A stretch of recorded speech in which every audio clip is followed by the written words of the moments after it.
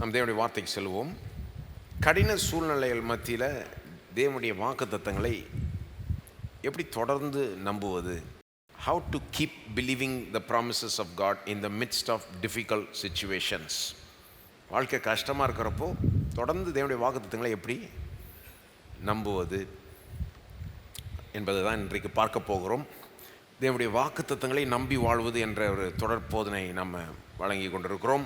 அதில் பல காரியங்களை ஏற்கனவே பார்த்து விட்டோம். தேவனுடைய வாக்குத்தத்தங்களை பற்றி நிறைய விதவிதமான வாக்குத்தத்தங்களை எடுத்து உங்களுக்கு காமிச்சேன். நான் சரீர சுகத்தை குறித்த வாக்குத்தத்தங்கள், பொருளாதார செழிப்பை குறித்த வாக்குத்தத்தங்கள், வேலையில் வெற்றியை குறித்த வாக்குத்தத்தங்கள், குடும்ப நல்வாழ்வை குறித்த வாக்குத்தத்தங்கள், இந்த மாதிரி நிறைய பார்த்தோம். இது எல்லாத்தையுமே நாம் எல்லாருமே விரும்புகிறோம் என்று நான் நம்புகிறேன். நாம் எல்லாருமே நிச்சயமாக இந்த வாக்குத்தத்தங்கள்லாம் சுதந்திரிக்கணும்னு விரும்புகிறோம். இந்த வாக்குத்தத்தங்களினுடைய இந்த நிறைவில் நாம் வாழணும்னு நாம் எல்லோரும் விரும்புகிறோம் நிச்சயமாக. ஆனால் அந்த வாக்குத்தத்தங்களுக்கு சில கண்டிஷன்ஸ் இருக்குது என்பதையும் நாம் போக போக நாம் பார்த்தோம். குறிப்பிட்ட வாக்குத்தத்தங்களுக்கு அப்படியே குறிப்பிட்ட கண்டிஷன் அட்டாச் ஆகிருக்கும். அது மட்டும் இல்லை, பொதுவாக 2 முக்கியமான கண்டிஷன் பார்த்தோம். அது பரவலாக எல்லா வாக்குத்தத்தங்களுக்கும் அட்டாச் பண்ண மாதிரி இருக்குது. அது என்னென்னா, அந்த கர்த்தருக்கு பயப்படுதல் மற்றும் கீழ்ப்படிதல். கர்த்தருக்கு பயப்படுதல் ஒரு மனுஷனுக்கு இருக்கும், ஆனால் அவன் தேவனுடைய கட்டளைகளை விரும்பி அதை கீழ்ப்படிஞ்சு அதில் அவன் வளருவான். ஆனால் அப்படிப்பட்ட மனுஷன் தேவனுடைய வாக்குத்தத்தங்களை முழுமையாய் சுதந்திரிக்கிறான்ற மாதிரி தான் வேதம் போதிக்குது. இப்போ இதெல்லாம் நம்ம ஏற்கனவே பார்த்தோம். போன தடவை நம்முடைய விசுவாசத்திற்கு எதிராய் வருகிற தடைகள் மற்றும் அதை எப்படி மேற்கொள்வது என்பதை பார்க்க தொடங்கினோம். குறிப்பாக சில நேரம் இந்த வாக்குத்தத்தங்களை நம்ம பார்க்குறப்போ நாமளே நமக்கு ஒரு தடையாயிடுறோம். அதாவது நம்மளை வச்சே தடை உண்டாயிடுது. நம்மளை ஃபோக்கஸ் பண்ணுறப்போ என்ன ஆகிடுது, எனக்கு தகுதி இல்லை, இந்த மாதிரி காரியங்களை தான் போன தடவை பார்த்தோம். இந்த மாதிரி சில நெகட்டிவான மைண்ட் செட், சில பிற்போக்கான மனநிலைகள், இதுவே நம்முடைய விசுவாசத்துக்கு தடையாயிடுது. எனக்கு தகுதி இல்லை, ஏன்னா நான் இந்த பாவம் செஞ்சிட்டேன், கடந்த காலத்தில் இப்படி பாவம் செஞ்சிட்டேன், அல்லது இப்போ என்கிட்ட சில கேரக்டர் ஃப்ளாஸ், என்னுடைய கேரக்டரில் சில பிழைகள் குறைகள் இருக்குது, நான் அவ்வளோ சரி கிடையாது, ஆகவே இந்த வாக்குத்தத்தங்களை நான் சுதந்திரிக்க முடியாது, எனக்கு டேலண்ட் இல்லை, எனக்கு பேக்ரவுண்ட் இல்லை, எனக்கு எபிலிட்டி இல்லை, ஆற்றல் இல்லை, எனக்கு வயசு இல்லை, எனக்கு அனுபவம் இல்லை அப்படின்னு எனக்கு இதில் என்ன விஷயம் தப்புன்னு பார்த்தீங்கன்னா, என்னையே ஃபோக்கஸ் பண்ணிட்டுருக்குது. அதான் எனக்குன்னு போனாலே எல்லாம் நிச்சயமும் போயிடும். அந்த மாதிரி பிற்போக்கான விசுவாசத்துக்கு எதிரான மனநிலைகளை போன தடவை பார்த்தோம். அதை எப்படி மேற்கொள்வது, அகற்றுவது என்பதை பார்த்தோம். இந்த தடவை உங்கள் விசுவாசத்துக்கு எதிராக வருகிற தடைகளை எப்படி மேற்கொள்வதுன்னு தொடர்ந்து அந்த தீமையை நான் அப்படியே தொடர விரும்புகிறேன். விசுவாசத்துக்கு எதிராக வரக்கூடிய மற்ற தடைகள் அப்படி நான் சிந்திக்கப்போ அதனால தான் இந்த கேள்வி எழுப்பினேன். உங்கள் சூழ்நிலை ரொம்ப கஷ்டமாக இருக்கிறப்போ தேவனுடைய வாக்குத்தத்தங்களை தொடர்ந்து எப்படி நம்புவது? இப்போ போன தடவை என்கிட்டிருந்து வர தடைகளை பார்த்தோம். இப்போ சூழ்நிலை, நிறைய பேருக்கு சூழ்நிலை ரொம்ப மோசமாக இருக்குது. கடின ஒரு பாதை வழியில் கடந்து போய் கொண்டிருக்கிறார்கள். அப்போ அதன் மத்தியில் தேவனுடைய வாக்குத்தத்தங்களை நம்புறது அவங்களுக்கு ரொம்ப கஷ்டமாயிடுது. அப்படிப்பட்ட பாதையில் இல்லைன்னா ஒருவேளை இன்னும் கொஞ்சம் ஈஸியாக நம்பியிருப்பாங்க. ஆனால் அப்படி ஒரு கஷ்டத்தை அவங்க சந்திச்சுட்டு இருக்கிறதுனால, அது நடுவில் இருக்கிறதுனால நம்புறது கஷ்டமாயிடுது. உதாரணத்துக்கு, நம்முடைய ஹெல்த்து அல்லது வியாதிப்பட்டு ஒருத்தவங்க கிடக்கிறாங்கன்னா, அந்த நேரத்தில் தேவனுடைய வாக்குத்தத்தங்களை நம்புறது கஷ்டமாயிடுது. குறிப்பாக சுகத்தை குறித்த வாக்குத்தத்தங்கள் மற்ற நேரத்தில் நம்புறது ஈஸி. ஆனால் வியாதிப்பட்டு படுக்கையில் கிடக்கிறப்போ அந்த நேரத்தில் தேவனுடைய வாக்குத்தத்தங்களை குறிப்பாக சுகத்தை குறித்த வாக்குத்தத்தங்களை நம்புறது கொஞ்சம் கஷ்டமாயிடுது இல்லையா? ஒருத்தர் 20 முறை வேலைக்கு ட்ரை பண்ணி கிடைக்காம போய், அல்லது வேலை இருக்குது சம்பளம் குறைவாக இருக்குது, அல்லது கடன் ஏறிக்கிட்டே போகுது, இந்த மாதிரி ஒரு ரொம்ப மோசமான பொருளாதார நிலையில் இருக்கிறாங்கன்னா, அந்த நேரத்தில் தேவனுடைய வாக்குத்தத்தங்களை நம்புறது கஷ்டமாக இருக்குது அவங்களுக்கு. குறிப்பாக பொருளாதார செழிப்பை குறித்த வாக்குத்தத்தங்களை நம்புறது இன்னுமே கஷ்டமாக இருக்குது. ஒருத்தர் குடும்ப வாழ்க்கை தாறுமாறாக ஆயிடுச்சுன்னா, பிள்ளைகள்லாம் ரொம்ப அவங்கள விட்டு தூரமாக போய் எல்லாம் குடும்ப உறவுகள்லாம் சின்ன பின்னமாக ஆயிடுச்சுன்னா, அந்த நேரத்தில் குடும்ப நல்வாழ்வை குறித்த வாக்குத்தத்தங்களை நம்புறது அவ்வளோ ஈஸி கிடையாது. மற்றவங்களுக்கு கொஞ்சம் ஈஸியாக இருக்கும், ஆனால் இவங்களுக்கு கொஞ்சம் கஷ்டமாக இருக்கும். ஏன்னா இவங்க அந்த பிரச்சனையில் தான் மாட்டிக்கிட்டு இருக்காங்க. அப்போது சில சூழ்நிலைகளில் அந்த சூழ்நிலை நிமித்தமாய் நாம் தேவனுடைய வாக்குத்தத்தங்களை தொடர்ந்து நம்புறது கஷ்டமாயிடுது. அப்படிப்பட்ட நேரத்தில் எப்படி நாம் தொடர்ந்து நம்புவது? ஏன்னா கஷ்டமாயிடுதுன்றதுனால நாம் நம்பாமல் விட்டுற முடியாது. இல்லைங்க ரொம்ப கஷ்டமாயிடுச்சு எனக்கு நம்ப முடியல, அவன் நம்பலைன்னா அப்போ நம்ம லாஸ் தான் அது. தேவன் முடிஞ்சா நம்பிக்கோ இல்லைன்னா விட்டுரு அப்படின்னு சொன்னாரா? அப்படிலாம் தேவன் அப்ரோச் பண்ணுறது இல்லை பாருங்க. முடிஞ்சா நம்பு விசுவாசி, இல்லைன்னா பரவாயில்ல, இது ஒரு ஆப்ஷன். விசுவாசம் பைபிள் ஆப்ஷனல் கிடையாது. கடவுளிடத்தில் விசுவாசம் ஆப்ஷனல் கிடையாது. It is a necessity, requirement. அது அவசியம். அது இல்லாமல் தேவனை பிரியப்படுத்துவது கூடாத காரியம். அது இல்லாமல் தேவனிடத்திலிருந்து எதையும் பெற்றுக்கொள்ள முடியாது. அப்போ நமக்கு கஷ்டம் நமக்கு கஷ்டமாக இருக்கலாம், ஆனால் அந்த கஷ்டத்தின் மத்தியிலும் நாம் தொடர்ந்து நம்ப வேண்டும். நம்பலைன்னா அது நமக்கு தான் பெரிய லாஸ். பாருங்கள், பைபிளில் ஒரு பெரிய ஒரு உதாரணம் இருக்குது, ஒரு பயமுறுத்துகிற உதாரணம். அது யாருன்னா இஸ்ரவேல் ஜனங்க. எகிப்திலிருந்து தேவன் அவங்கள வெளியே கொண்டு வர்றாரு. எகிப்தின் அடிமைத்தனத்திலிருந்து அற்புதமாய் அடையாளங்களை கொண்டு அற்புதங்களை கொண்டு வெளியே கொண்டு வந்து சிவந்த சமுத்திரத்தை அவங்களுக்காக ரெண்டாய் பிளந்து கொண்டு வந்தது மட்டும் இல்லாமல் அவங்கள அற்புதமாக போஷிக்கிறாரு. வானத்திலிருந்து மண்ணா கொடுக்குறாரு, கண்மலையிலேருந்து தண்ணீரை கொடுக்குறாரு, என்னென்ன செய்யணுமோ செய்கிறாரு. இவ்வளோ செஞ்சும் அவங்க அவர் கொடுத்த அந்த வாக்கு தத்தத்தை நம்பலை. அவர் கொடுத்த வாக்கு என்ன மெயின் வாக்குன்னா, உன்னை கானான் தேசத்துக்குள்ளே நான் கொண்டு போவேன்னாரு.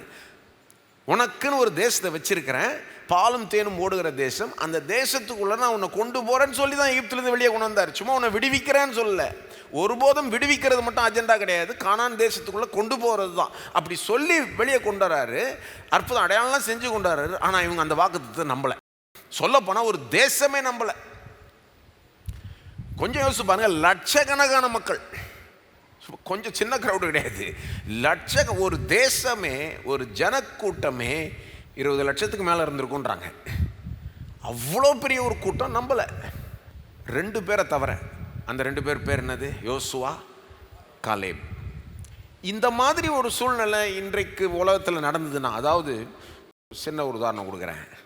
ஒரு ஸ்கூலில் ஒரு கிளாஸில் 50 பேர் இருக்காங்க. இந்த 50 பேரும் ஒரு எக்ஸாம் எழுதுகிறாங்க. அந்த எக்ஸாமில் 2 பேரை தவிர மற்றவங்க எல்லாரும் ஃபெயில்னா, 2 பேரை தவிர மற்றவங்க எல்லாருமே ஃபெயில்னா யாரை திறமா குறை சொல்லுவாங்க? டீச்சரை தான் சொல்லுவாங்க. என்ன எக்ஸாம் செட் பண்ணீங்க நீங்கள்? 2 பேர் மட்டும் பாஸ் ஆகிற அளவுக்கு என்ன எக்ஸாம்? நீங்கள் ஒழுங்காக சொல்லித்தரலையா, அல்லது எக்ஸாமை ஒழுங்காக செட் பண்ணலையா அப்படின்ட்டு நீங்கள் உலகத்தில் எங்கே வேணால் போய் பாருங்கள். இதுதான் அப்ரோச். இந்த மாதிரி நடந்ததுன்னா டீச்சரை குறை சொல்லுவாங்க, எக்ஸாமை குறை சொல்லுவாங்க, ஸ்டூடெண்ட்டை குறை சொல்ல மாட்டாங்க. ஆக மொத்தத்தில் என்ன பண்ணிவிடுவாங்க? ஒன்று எக்ஸாமை திரும்ப கூடுன்னுவாங்க, இல்லைன்னா மார்க்கை ஏற்றி போடுன்னுவாங்க, கிரேட் ஆன் அ கர்வ் அப்படின்னு ஸ்டைலாக சொல்லுவாங்க. அதாவது என்னன்னா, மெஜாரிட்டி ஃபெயில் ஆகிடுச்சுன்னா, மெஜாரிட்டி பாஸ் ஆகலைன்னா அப்போ நம்ம அதை விட்டு கொடுத்துடலாம், அது ஒன்றும் அது அவ்வளோ இதாக இருக்கக்கூடாது நம்ம அப்படின்ற ஒரு அப்ரோச். ஆனால் கடவுள்கிட்ட அதெல்லாம் வேலைக்கு ஆகுது பாருங்கள்.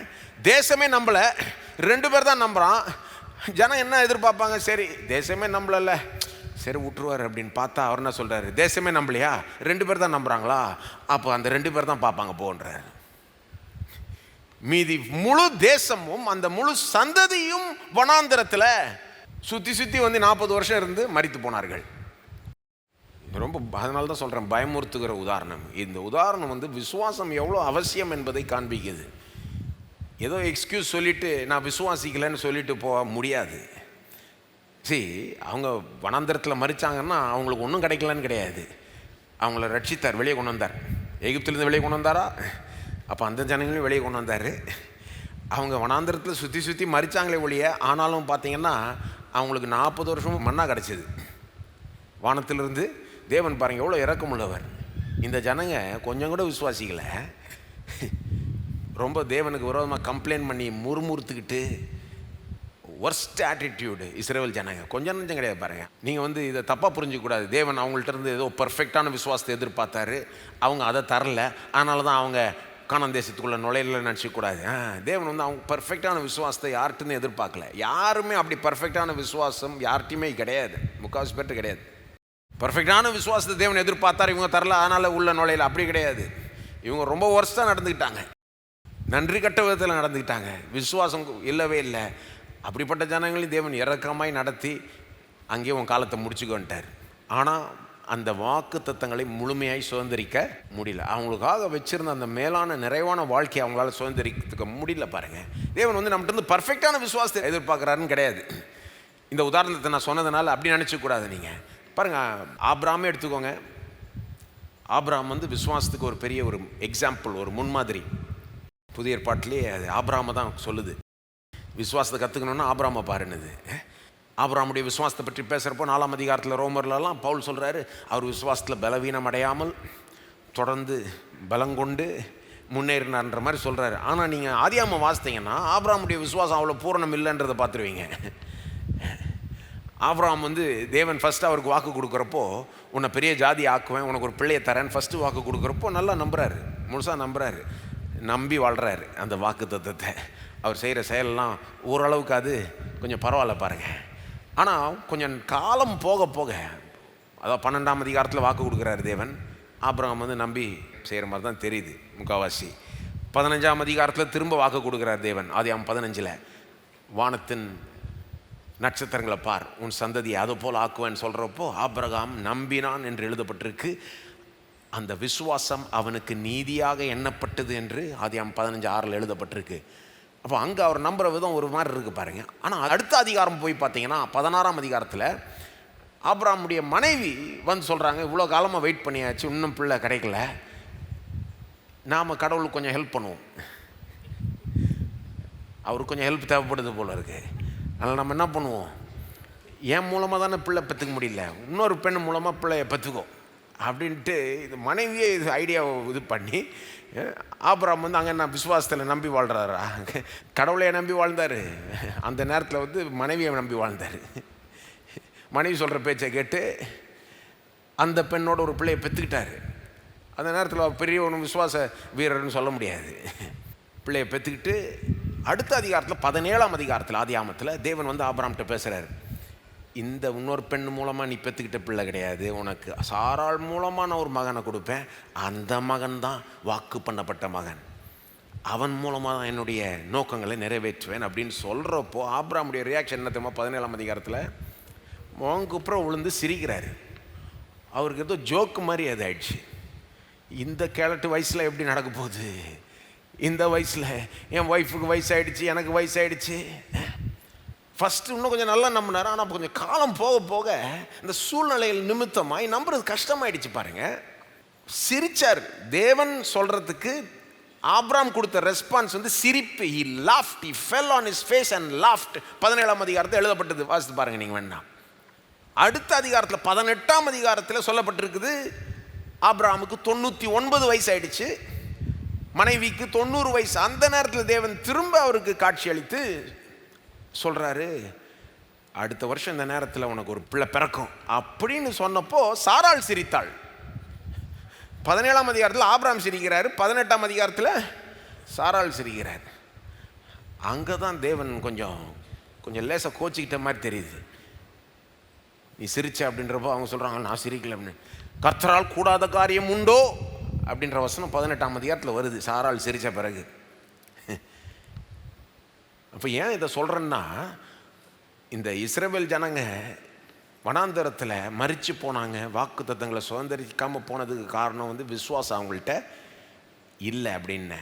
அந்த உதாரணத்தை கேட்டு பயந்து போயிடக்கூடாதுன்றதுக்காக தான் இந்த உதாரணத்தை கொடுத்தேன். ஆபிரகாம் வந்து விசுவாச வீரர், ஆனால் அவர்கிட்ட பூரண விசுவாசம் இருந்ததுன்னு நீங்கள் நினச்சிக்க கூடாது. ஆனால் புதிய ஏற்பாட்டை வாசித்தீங்கன்னா அவர்கிட்ட இருந்த பாசிட்டிவாக தான் சொல்லணும். புதிய ஏற்பாடு அவர் எப்படி விசுவாசத்தில் பலம் கொண்டார், வளர்ந்தார், இப்படி தான் வரும் பாருங்கள். அது நான் நினைக்கிறேன் கடவுளுடைய ஒரு குவாலிட்டி. நம்மகிட்ட இருக்க நெகட்டிவை, நம்முடைய குறைகளை பெருசுப்படுத்த மாட்டார், நம்மகிட்ட இருக்க பாசிட்டிவை மட்டும் அவர் பெருசுப்படுத்துகிறாரு. அவர் நல்லவர். என்ன சொல்ல வரேன்னா, நம்மகிட்ட இருந்து ஒரு பூரண விசுவாசத்தை அவர் எதிர்பார்க்கலாம், ஆனாலும் விசுவாசத்தை எதிர்பார்க்கிறார். ஆபிரகாம்கிட்ட பூரண விசுவாசம் இல்லை, ஆனால் விசுவாசம் இருந்தது. அங்கங்கே தவறினார், தடவினார், ஆனால் ஜென்ரலாக பார்த்தீங்கன்னா ஒரு விசுவாச மனுஷன். அவர் விசுவாசித்த ஒரு மனிதன். அவருடைய விசுவாசத்தினுடைய ரகசியத்தை பிறகு நான் காமிக்கிறேன் உங்களுக்கு ஒரு ரகசியத்தை. என்ன சொல்ல வரேன், சூழ்நிலையில் கஷ்டமாகலாம், ரொம்ப காலம் ஒரு வாக்குத்தத்தத்தை நம்பி வெயிட் பண்ணி சோர்ந்து போகிற ஒரு நிலை வரலாம். ஆனால் அதனால நாம் விசுவாசிக்காமல் விட்டுறக்கூடாது. நாம் தொடர்ந்து விசுவாசிக்க வேண்டும். தொடர்ந்து விசுவாசிக்கிறவர்கள், பொறுமையுடன் விசுவாசிக்கிறவர்கள் தான் அந்த வாக்கு தத்தங்களை முழுமையாய் சுதந்திரிப்பார்கள். எல்லாருமே முழுமையாய் சுதந்திரிக்க மாட்டாங்க. எல்லாரும் ஒன்றுன்னு கிடையாது. அவரவர் விசுவாசத்துக்கு ஏற்றபடி அவருக்கு ஆக கடவுதுன்னு தேவனே சொல்லிட்டார். உன் விசுவாசத்துக்கு ஏற்றபடி உனக்கு கடவுது. அப்போது வாக்கு தத்தங்களை முழுமையாய் சுதந்திரிக்கணும்னா தொடர்ந்து விசுவாசிக்கணும். இல்லைன்னா நம்ம லாஸ் தான். அது எப்படி விசுவாசிப்பது? அதுதான் நான் எழுப்புகிற கேள்வி. இன்றைக்கி நான் எழுப்புகிற கேள்வி என்னன்னா, சரி தொடர்ந்து விசுவாசிக்கணும், இல்லைன்னா நம்ம லாஸு. ஆனால் சூழ்நிலை கஷ்டமாக வரப்போ விசுவாசிக்கிறது கஷ்டம் அல்லவா? எப்படி தொடர்ந்து விசுவாசிக்கிறது? அதுதான் இன்றைக்கி பார்க்க போகிறோம். குறிப்பாக சூழ்நிலையில் கஷ்டமாக இருக்கிறப்போ நம்ம என்னத்தை ஃபோக்கஸ் பண்ணக்கூடாது, என்னத்தை ஃபோக்கஸ் பண்ண வேண்டும், அதான் பார்க்க போகிறோம் இன்றைக்கி. முதல்ல என்னத்தை ஃபோக்கஸ் பண்ணக்கூடாது. சூழ்நிலையில் கஷ்டமாக இருக்கிறப்போ சில காரியங்களை நம்ம ஃபோக்கஸ் பண்ணக்கூடாது. என்னத்தை ஃபோக்கஸ் பண்ணக்கூடாது? சூழ்நிலையை ஃபோக்கஸ் பண்ணக்கூடாது. சூழ்நிலை கஷ்டமாக இருக்கிறப்போ சூழ்நிலையை ஃபோக்கஸ் பண்ணக்கூடாது. ஆனால் சூழ்நிலை தான் ஃபோக்கஸ் பண்ண தோணும். மனசெல்லாம் அந்த சூழ்நிலையை தான் நடிச்சிக்கிட்டு இருக்கும். ஐயோ இவ்வளோ கஷ்டமாக இருக்கே, வாயெல்லாம் அதை தான் பேச வரும். மற்ற சுற்றி இருக்க ஆற்றலும் வந்து அதை தான் பேசின்னு இருப்பாங்க. ஆனால் தொடர்ந்து நீங்கள் விசுவாசிக்கணும்னா அதை ஃபோக்கஸ் பண்ணக்கூடாது. அதை ஃபோக்கஸ் பண்ணுறதை எதிர்க்கணும். அதாவது அதை பற்றி பேசவே கூடாது, ஒரு வார்த்தை கூட சொல்லக்கூடாது, அதை அங்கீகரிக்கவே கூடாது, நான் இந்த பிரச்சனையில் இருக்கேன்னு ஒத்துக்கவே கூடாது அப்படின்னு நான் சொல்ல வரல. பிரச்சனையே இல்லாத போல் நடிக்கணும்னு சொல்ல வரல. ஒரு அன்ரியலிஸ்டிக்காக நடந்துக்கணும்னு சொல்ல வரல. அப்படி கிடையாது. சில நேரம் அதை ஒத்துக்கொண்டு தான் ஆகணும். இன்னொருத்தர் கேட்குறப்போ ஆமாங்க இப்படி தான் இருக்குது, நிலைமை இப்படி தான் அப்படின்னு ஒத்துக்க வேண்டியதாக இருக்கும். சில நேரம் அதை பற்றி பேச வேண்டியதாக இருக்கும். அப்படி பண்ணுறதுனால விசுவாசம் இல்லைன்னு ஒன்றும் கிடையாது. அப்படி பண்ணுறது தப்பு கிடையாது. அதை ஃபோக்கஸ் பண்ணக்கூடாது. அதனால தான் வேணுக்குன்னு அந்த ஃபோக்கஸ்ன்ற வார்த்தையை யூஸ் பண்ணுறேன். எல்லாம் சொல்ல ஃபோக்கஸ், சூழ்நிலையை ஃபோக்கஸ் பண்ணக்கூடாது. ஆனால் அநேகர் அதை தான் ஃபோக்கஸ் பண்ணிவிடுவாங்க. ஏன்னா அதுதான் இயல்பாக வரும்.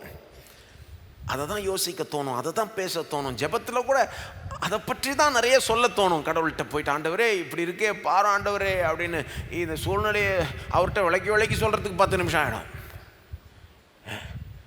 என்னமோ அவருக்கு தெரியாத மாதிரி சொல்லலாம். சொல்கிறது தப்புன்னு நான் சொல்ல வரல. ஜெபிக்கிறதுல நீங்கள் மனசார நீங்கள் பேசலாம் ஆண்டவர்கிட்ட. ஆனால் அது என்ன காண்பிக்குது? நம்ம ஃபோக்கஸ் அங்கே தான் இருக்குன்னு காண்பிக்குது. அந்த பிரச்சனையில் தான் ஃபோக்கஸ் பண்ணிகிட்டு இருக்கோன்றத அந்த ஜெபத்துலேயும் நம்ம வெளிப்படுத்துகிறோம் சில நேரம். ஆனால் அது நமக்கு ரொம்ப ஒரு கெடுதி பாருங்கள். அந்த மாதிரி இந்த சூழ்நிலை ரொம்ப கஷ்டமாக இருக்கிறப்போ அந்த சூழ்நிலை நம்ம ஃபோக்கஸ் பண்ணுறப்போ தொடர்ந்து விசுவாசிக்கிறது கஷ்டம். அந்த வாக்கு தத்தங்களை விசுவாசிக்கிறது ரொம்ப கஷ்டம். இருக்கிற விசுவாசமும் போயிடும் பாருங்கள். அப்போது சூழ்நிலையை ஃபோக்கஸ் பண்ணக்கூடாது. அப்போ என்ன தான் ஃபோக்கஸ் பண்ணணும்? வாக்கு தத்தங்களை ஃபோக்கஸ் பண்ணலாமா? ரொம்ப கஷ்டமான சூழ்நிலையில் இருக்கிறவங்களுக்கு இந்த வாக்கு தத்தத்தை கூட எடுத்த உடனே மெயினாக ஃபோக்கஸ் பண்ண நான் அட்வைஸ் பண்ண மாட்டேன். ஏன்னா வாக்கு தத்தத்தில் ஒன்றும் பிரச்சனை கிடையாது. இது தேவன் கொடுத்த வாக்கு, தேவனுடைய வார்த்தை வசனம், இதில் ஒன்றும் தப்பு கிடையாது. ஆனால் அவங்க சூழ்நிலை அப்படி இருக்கிறதுனால இந்த வாக்குத்தத்தை ஃபோக்கஸ் பண்ணுறது கூட அவங்களுக்கு ஒரு உதவாமல் இருக்கலாம். ஒருவேளை அது நம்புறது கஷ்டமாக இருக்கலாம். வாக்குத்தத்தை உங்களால் நம்ப முடியுதுன்னா தாராளமாக ஃபோக்கஸ் பண்ணுங்கள், நம்புங்க. நான் சொல்கிறது வந்து சிலர் சொல்லுவாங்க, ஏங்க இந்த வாக்குத்தத்தை பார்த்தா கூட எனக்கு எரிச்சல் ஆகுதுங்க அப்படின்வாங்க. ஏன்னா எனக்கு ஒன்றும் நடக்கலையே, இந்த மாதிரி இஷ்டத்துக்கு வாக்கு பண்ணியிருக்கிறாரு தேவன். ஒன்றும் இல்லை, ஒரு உதாரணம் கொடுக்குறேன். உங்களுக்கு வந்து 20 முறை வேலைக்கு ட்ரை பண்ணி வேலை கிடைக்கலன்னா, கடன் பாட்டி ஏறிக்கிட்டு போகுதுண்ணா, அந்த நேரத்தில் நீங்கள் உபாகம் 28:12 எடுத்தீங்கன்னா, சரி உபாகம் 28:12 வந்து சூப்பரான வசனம் சரிங்களா. ஆனால் 20 முறை ட்ரை பண்ணி வேலை கிடைக்கலன்னா, கடன் பாட்டி ஏறிக்கிட்டு இருக்குன்னா, அந்த நேரத்தில் இதை ஃபோக்கஸ் பண்ண பார்த்தா கொஞ்சம் எப்படி இருக்குன்னு யோசித்து பாருங்கள். ஏற்ற காலத்தில் உன் தேசத்தில் மழை பெய்யவும் நீ கையிட்டு செய்யும் வேலைகளை எல்லாம் ஆசீர்வதிக்கவும் கர்த்தர் உனக்கு தமது நல்ல பொக்கிஷசாலை ஆகிய வானத்தை திறப்பார். நீ அநேகம் ஜாதிகளுக்கு கடன் கொடுப்பாய், நீயோ கடன் வாங்காதிருப்பாய். இப்போ இது அற்புதமான வசனம், வசனத்தில் எந்த குறையும் கிடையாது. ஆனால் அவங்க இருக்கிற நிலையில், சூழ்நிலையில் இதை பார்க்குறப்போ சிலருக்கு எரிச்சல் வருது. நீங்கள் என்னங்க இப்படி வாக்கு பண்ணியிருக்காரு, எனக்கு கொஞ்சம் கூட இந்த மாதிரி நடக்கலையே, இதுக்கும் என் வாழ்க்கைக்கு ரொம்ப தூரமாக இருக்குதே அப்படின்னு இது பார்க்க பார்க்க அவங்களுக்கு இன்னும் இதாகுது சிலருக்கு. அப்போ அந்த மாதிரி ஆட்களுக்கு சொல்கிறேன் நான், உங்களுக்கு இதை பார்க்குறப்போ சூப்பராக தெரியுதா, நம்ப முடியுதா, தாராளமாக பாருங்கள், நம்புங்க. இல்லைங்க இதை என்னால் இதை கூட பார்க்க முடியலைங்க, இதை கூட நம்ப முடியலைங்க, இதை கூட, அந்த மாதிரி ஆட்களுக்கு என்னங்க சொல்கிறது? அந்த அளவுக்கு உங்கள் சூழ்நிலை மோசமாக இருக்கிறப்போ, உங்களுடைய சவால்கள் கடினமாக இருக்கிறப்போ, உங்கள் சூழ்நிலையும் ஃபோக்கஸ் பண்ணக்கூடாது. ப்ராக்டிக்கலாக சொல்லப்போனால் அந்த வாக்கு தத்தத்தின் அந்த வசனத்தை மட்டும் நேரடியாக அதை மட்டும் ஃபோக்கஸ் பண்ணால் கூட பத்தாது. அப்போ என்னத்தை தான் ஃபோக்கஸ் பண்ணணும்? என்னத்தை ஃபோக்கஸ் பண்ண வேண்டும்? அதை பற்றி பேசலாம். என்ன ஃபோக்கஸ் பண்ணணும்னா, வாக்கு பண்ணினவரை ஃபோக்கஸ் பண்ண வேண்டும். வாக்கு பண்ணினவர், வாக்கு பண்ணினவர், எல்லாம் சொல்லுங்க, வாக்கு பண்ணினவர். வாக்கு தத்தத்தை விட வாக்கு பண்ணினவர் அவர் தான் இதுக்கு பின்னால் இருக்கிறார். அவர்கிட்ட தான் இது வந்தது. அந்த வாக்கு பண்ணினவரை ஃபோக்கஸ் பண்ணிங்கன்னா, அதுக்கப்புறம் அவர் கொடுத்த வாக்குக்கு வந்தீங்கன்னா, அந்த வாக்கு தத்தத்தை உங்களால் நம்ப முடியும். உங்கள் சூழ்நிலையும் நீங்கள் ஃபேஸ் பண்ண முடியும். சூழ்நிலை ரொம்ப கஷ்டமாக இருக்கும்போது நான் ப்ராக்டிக்கலாக என்ன சொல்லுவேன்? வாக்கு பண்ணினவரை ஃபோக்கஸ் பண்ணுங்க. வாக்கு பண்ணினவர் யார்? ஜீவனுள்ள தேவன், தேவாதி தேவன். தேவனை ஃபோக்கஸ் பண்ண வேண்டும். சில நேரத்தில் தேவனுடைய வாக்குத்தத்தத்தை விட தேவனை, இந்த வாக்குத்தத்துக்கு பின்னால் நிற்கிறவரை ஃபோக்கஸ் பண்ணணும். அதை பற்றி கொஞ்சம் குறிப்பாக பேசலாம். தேவனை ஃபோக்கஸ் பண்ணுறது என்ன, சும்மா அப்படியே சொல்லிட்டு போனால் பத்தாது இல்லை. அதை பற்றி சில காரியங்களை சொல்ல விரும்புகிறேன். அதில் முதல் காரியத்தை தான் இன்றைக்கி சொல்ல முடியும். தேவனுடைய குணாதிசயங்களை ஃபோக்கஸ் பண்ணுங்க. Focus on the attributes of God. தேவனுடைய குணாதிசயங்கள், அவருக்கு எப்பேற்பட்ட குணம், அவர் எப்படிப்பட்ட தேவன், அவர் யார் என்பதை கொஞ்சம் ஃபோக்கஸ் பண்ணுங்க. தேவன் யார், அவர் எப்படிப்பட்டவர் என்பதை நீங்கள் எடுத்தீங்கன்னா, அது ஒரு கடல் மாதிரி சப்ஜெக்ட். அதை விட பெரிய சப்ஜெக்ட் உலகத்திலே இல்லை. ஆனால் அதை கொஞ்சம் சிம்பிள் ஆக்கிறதுக்கு நான் இப்படி சொல்கிறேன். தேவன் யார், அவர் எப்படிப்பட்டவர் என்பதை புரிந்துக்கணும்னா, அவர்கிட்ட 2 விதமான குணாதிசயங்கள் இருக்குது என்பதை நாம் தெரிஞ்சுக்கணும். 2 விதமான குணாதிசயங்கள். அவர் குணத்தில், அவருடைய சுவாபத்தில், அவருடைய நேச்சரில் 2 விதமான குணாதிசயங்கள். ஒன்று அவருடைய வல்லமை என்று பொதுவாக நம்ம சொல்லலாம். The power of God. அதாவது அப்படின்னா என்ன அர்த்தம்? த பவர் ஆஃப் காட், அவருடைய வல்லமை அப்படின்னா அவரால் கூடாத காரியம் எதுவுமே இல்லை, அவரால் எல்லாம் கூடும். நம்முடைய தேவன் எவ்வளோ பவர்ஃபுல்லானவர், அவர் எவ்வளோ பெரியவர், எவ்வளோ வல்லவர், அவரால் எப்படி எல்லாமே கூடும், அவரால் கூடாது எதுவுமே இல்லை என்பதை நீங்கள் ஃபோக்கஸ் பண்ண அதை பார்த்துட்டு அதுக்கப்புறம் வாக்குத்தத்தை பார்த்தாலும் சரி, உங்கள் பிரச்சனையை பார்த்தாலும் சரி, நீங்கள் அதை ரொம்ப இதாகிட மாட்டீங்க. வாக்குத்தத்தை நம்ப முடியும், பிரச்சனையை ரொம்ப பெருசாக நினைக்க மாட்டீங்க. ஆபிரகாம் இப்படி தான் தொடர்ந்து விசுவாசிக்க முடிஞ்சதுன்ற மாதிரி பவுலே சொல்லி காமிக்கிறார் பாருங்கள். ரோமர் 4ஆம் அதிகாரம் போங்க.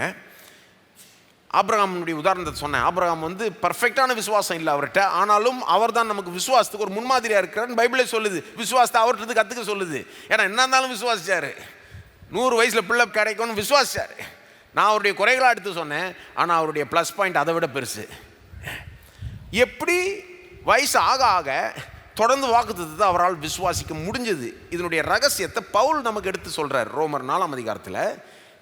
ஆபிரகாமால் எப்படி விசுவாசத்தில் பலப்பட முடிஞ்சது என்பதை பவுல் நமக்கு சொல்லி காமிக்கிறார் பாருங்கள். ரோமர் 4:18 வாசிக்கிறேன்.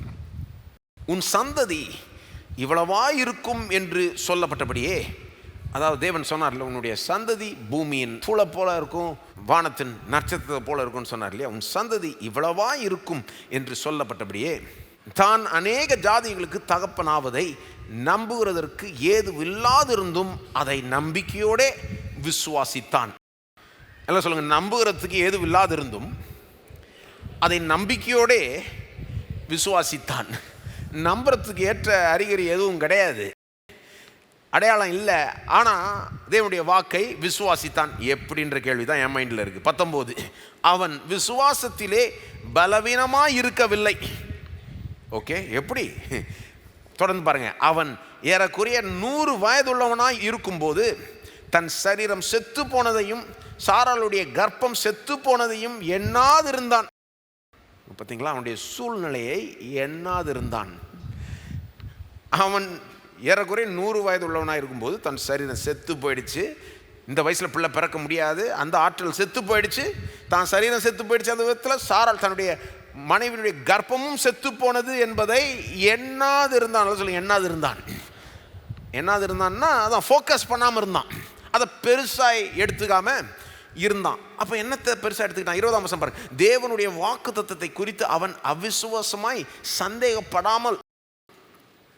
தேவனுடைய வாக்குத்தத்தம் உன் சந்ததி இப்படி இருக்கும்னு சொன்னார் இல்லையா, அந்த வாக்குத்தத்தை குறித்து அவன் அவிசுவாசமாய் சந்தேகப்படாமல். எப்படிங்க அப்படி இருந்தான்? 21 பாருங்க, அங்கதான் ரகசியம் வருது. 21, தேவன் வாக்குத்தத்தம் பண்ணினதை நிறைவேற்ற வல்லவராய் இருக்கிறார் என்று முழு நிச்சயமாய் நம்பி தேவனை மகிமைப்படுத்தி விசுவாசத்தில் வல்லவனானான்.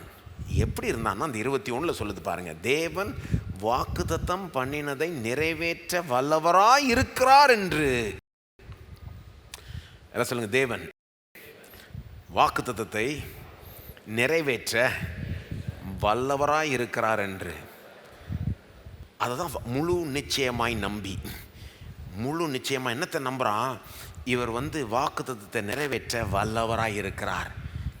தேவன் வாக்குத்தத்தம் பண்ணினதை நிறைவேற்ற வல்லவராய் இருக்கிறார் என்பதை முழு நிச்சயமாக நம்பி தேவனை மகிமைப்படுத்தினா, சும்மா துதிப்பாடல் ஏதோ மகிமைப்படுத்துகிறான் நன்றி அப்படி மட்டும் இல்லை, நம்புறதன் மூலமாய், முழு நிச்சயமாய் நம்புறதன் மூலமாய் தேவனை மகிமைப்படுத்தி விசுவாசத்தில் வல்லவனானான். எப்படி விசுவாசத்தில் வல்லவனானான்? ஒன்று, அவனுடைய வயசையோ அவனுடைய மனைவியுடைய வயசையோ அவனுடைய இந்த பிள்ளை பெற முடியாத இந்த செத்து போன இந்த நிலையோ அவனுடைய மனைவியுடைய அந்த செத்த கர்ப்பத்தையோ எண்ணாமல் என்னத்தை எண்ணினான்? தேவன் வாக்குத்தத்தம் பண்ணினதை நிறைவேற்ற வல்லவராய் இருக்கிறார். தேவன் வல்லவராய். ஆமாம், என் சரீரம் என் மனைவியின் சரீரம் செத்து போயிடுச்சு, இது முடியவே முடியாது, மனுஷமாக பார்த்தா சான்ஸே கிடையாது, இது நடந்ததே கிடையாதுன்னு கூட சொல்லலாம். ஆனால் தேவன் வாக்குத்தத்தம் பண்ணினதை நிறைவேற்ற வல்லவராய் இருக்கிறார். அதை ஃபோக்கஸ் பண்ண, அதை முழு நிச்சயமாய் நம்பி தேவனை மகிமைப்படுத்தி விசுவாசத்தில் வல்லவனானான். 22, ஆகையால் அது அவனுக்கு நீதியாக எண்ணப்பட்டது. அப்போது ஆபிரகாம் என்னத்தை ஃபோக்கஸ் பண்ணுறான்? இந்த சூழ்நிலையை ஃபோக்கஸ் பண்ணாமல் தேவன் வாக்கு பண்ணினதை நிறைவேற்ற வல்லவராயிருக்கிறார். எல்லாம் சொல்லுங்க, தேவன் வல்லவராயிருக்கிறார். தேவனுடைய வல்லமையை ஃபோக்கஸ் பண்ணுறாரு ஆபிரகாம் என்பதை பவுல் இன்னும் கொஞ்சம் காமிக்கிறார் பாருங்க. 17ஆம் வசனத்தில் இன்னும் கொஞ்சம் பின்னால் போனீங்கன்னா தேவனுடைய வல்லமையை ஆபிரகாம் கொஞ்சம் ஃபோக்கஸ் பண்ணார்ன்ற மாதிரி இன்னொரு விதமாக காமிக்கிறார் 17ஆம் வசனத்தில். அந்த 17ஆம் வசனம் பாருங்கள். அநேக ஜாதிகளுக்கு உன்னை தகப்பனாக ஏற்படுத்தினேன் என்று எழுதியிருக்கிறபடி அவன் தான் விசுவாசித்தவருமாய் மரித்தோரை உயிர்ப்பித்து, தான் விசுவாசித்தவருமாய், அதாவது எப்படிப்பட்ட தேவன் ஆபிரகாம் விசுவாசித்தாராம்? மரித்தோரை உயிர்ப்பித்து இல்லாதவைகளை இருக்கிறவைகளை போல அழைக்கிறவருமாய் இருக்கிற தேவனுக்கு முன்பாக நம்ம எல்லோருக்கும் தகப்பனானான். கொஞ்சம் சென்டென்ஸ் கொஞ்சம் காம்ப்ளெக்ஸாக இருக்குது. ஆங்கிலத்தில் the God whom he believed, who quickens the dead and does this அப்படின்னு வரும். அதாவது தேவனை விசுவாசித்த ஆபிரகாம் இவன். ஆனால் எப்படிப்பட்ட தேவனை விசுவாசித்தான் அப்படி சொல்கிறப்போ 2 சொல்கிறாரு. மரித்தோரை உயிர்ப்பிக்கிற தேவன், இல்லாதவைகளை இருக்கிறவைகளை போல அழைக்கிற தேவன். இந்த தேவனை அவன் விசுவாசித்தான் அப்படின்னு சொல்கிறார் பவுல். என்ன சொல்ல? மரித்தோரை உயிர்ப்பிக்கிறது, இல்லாதவைகளை இருக்கிறவை போல அழைக்கிறது. இது என்னது? மரித்தோரை உயிர்ப்பிக்கிறதுனா உயிர்த்தெழுதல், இல்லாததை இருக்கிறது போல் அழைக்கிறதுனா சிருஷ்டிப்பு. சிருஷ்டிப்பில் தேவன் என்ன பண்ணுறாரு? இல்லாத வெளிச்சத்தை வெளிச்சம் உண்டாவதாகன்னு சொல்லி அழைக்கிறார். இருள் நிறைஞ்ச உலகம், வெளிச்சமே கிடையாது, வெளிச்சத்தை அழைக்கிறார். எப்படி சிருஷ்டிக்கிறாரு? வெளிச்சம் உண்டாவதாகன்னு சொல்லி அதை அழைத்து அதை உருவாக்குகிறார். சிருஷ்டிப்பை பற்றி பேசுகிறாரு. என்ன சொல்ல வர்றார் பவுல்? இந்த ஆபிரகாம் எப்படிப்பட்ட தேவனை நம்புறாரு? சிருஷ்டிப்பின் தேவனை நம்புகிறார். இல்லாதவைகளை இருக்கிறது போல அழைக்கிற தேவனை நம்புகிறார். அது மட்டும் இல்லை, இந்த ஆபிரகாம் எப்படிப்பட்ட தேவனை நம்புகிறாரு? உயிர்த்தெழுதலின் தேவனை நம்புகிறார், மரித்தோரை உயிர்ப்பிக்கிற தேவனை நம்புகிறார். ஏன் இது சொல்கிறாரு கான்டெக்ஸ்டோட கனெக்ட் பண்ணி பார்த்தீங்கன்னா இட் மேக்ஸ் சென்ஸ். ஏன்னா ஆபிரகாம் என்னத்தை நம்பினார்? வாக்கு பண்ணினதை நிறைவேற்ற இவர் வல்லவர். இவர் வல்லவர் என்பதை இங்க இப்படி சொல்லி காமிக்கிறாரு. ஆபிரகாம் எப்படி நம்பினாரு? இவர் மரித்தோரை உயிர்ப்பிக்கிற தேவன், இல்லாதவைகளை இருக்கிறது போல அழைக்கிற தேவன், சிருஷ்டிப்பின் தேவன், உயிர்த்தெழுதலின் தேவன், சர்வ வல்ல தேவன். இவரால எல்லாமே கூடும். ஆகவே வாக்குத்தத்தத்தையும் நிறைவேற்ற முடியும் இவரால. இவர் சர்வ வல்லவர். அதான் சொல்ல வர்றாரு. இதுலயே ஃபோக்கஸ் பண்ணிட்டு இருந்தார் ஆபிரகாம். இதை ஃபோக்கஸ் பண்ண அவருடைய சூழ்நிலையை ஃபோக்கஸ் பண்ணாம இதை ஃபோக்கஸ் பண்ண அவருடைய விசுவாசம் பலப்பட்டுருச்சு. விசுவாசத்தில் வல்லவனானான். ஆகவே நான் உங்களுக்கு என்ன சொல்லுவேன்னா, சூழ்நிலை ரொம்ப கஷ்டமாக இருந்ததுன்னா நீங்களும் அதே தான் பண்ணணும். என்ன பண்ணணும்? சூழ்நிலையை ஃபோக்கஸ் பண்ணாதீங்க, அதை பெருசாக என்னாதீங்க. வாக்குத்தத்தத்தை நம்புறது கூட கஷ்டமாக இருக்குதுன்னா கொஞ்ச நேரம் அதை கூட கொஞ்சம் யோசிக்காதீங்க. அந்த வாக்குத்தத்தத்துக்கு பின்னால் இருக்கிற தேவனை யோசிங்க. அவர் சர்வ வல்ல தேவன். அவருடைய வல்லமை ரொம்ப பெருசுங்க. அவருடைய வல்லமையை மேக்சிமமாக பெஸ்ட்டாக பார்க்கணுன்னா எங்கே பார்க்கலாம்? சிருஷ்டிப்பில் பார்க்கலாம், உயிர்த்தெழுதலில் பார்க்கலாம். தேவனுடைய வல்லமையை எங்கே பெஸ்ட்டாக பார்க்க முடியும்? சிருஷ்டிப்பில், எல்லாம் சொல்லுங்க, சிருஷ்டிப்பில், உயிர்த்தெழுதலில். இது ரெண்டு தான் highlights of God's power, almighty power. அவருடைய சர்வ வல்லமை இங்கே தான் மிக சிறந்த முறையில், மிக ஒரு உயர்தரமான விதத்தில் வெளிப்படுகிறது. ரெண்டத்தை பற்றியும் கொஞ்சம் யோசித்து பார்க்கலாமா? சிருஷ்டிப்பு, உயிர்த்தெழுதல். சிருஷ்டிப்பு பற்றி கொஞ்சம் யோசித்து பாருங்க. பிரச்சனை ரொம்ப இருக்குங்க, நம்பவே முடியலங்க, பைபிளை திறந்தாலும் வாசிக்க முடியலங்க அப்படின்னு சொல்கிறவங்களுக்கு நான் என்ன சொல்வேன்? சரிங்க, பைபிளை திறந்தால் வாசிக்க முடியலையா? சரி, கொஞ்சம் பைபிளை மூடிட்டு கொஞ்சம் வெளியே போய் கொஞ்சம் ஆகாயத்தை பாருங்கள். கொஞ்சம் என்ன பண்ணுங்க? வானத்தை பாருங்க, கொஞ்சம் மரஞ்செடி கொடிகளை பாருங்க, கொஞ்சம் பறவைகளை பாருங்க, பூக்களை பாருங்க.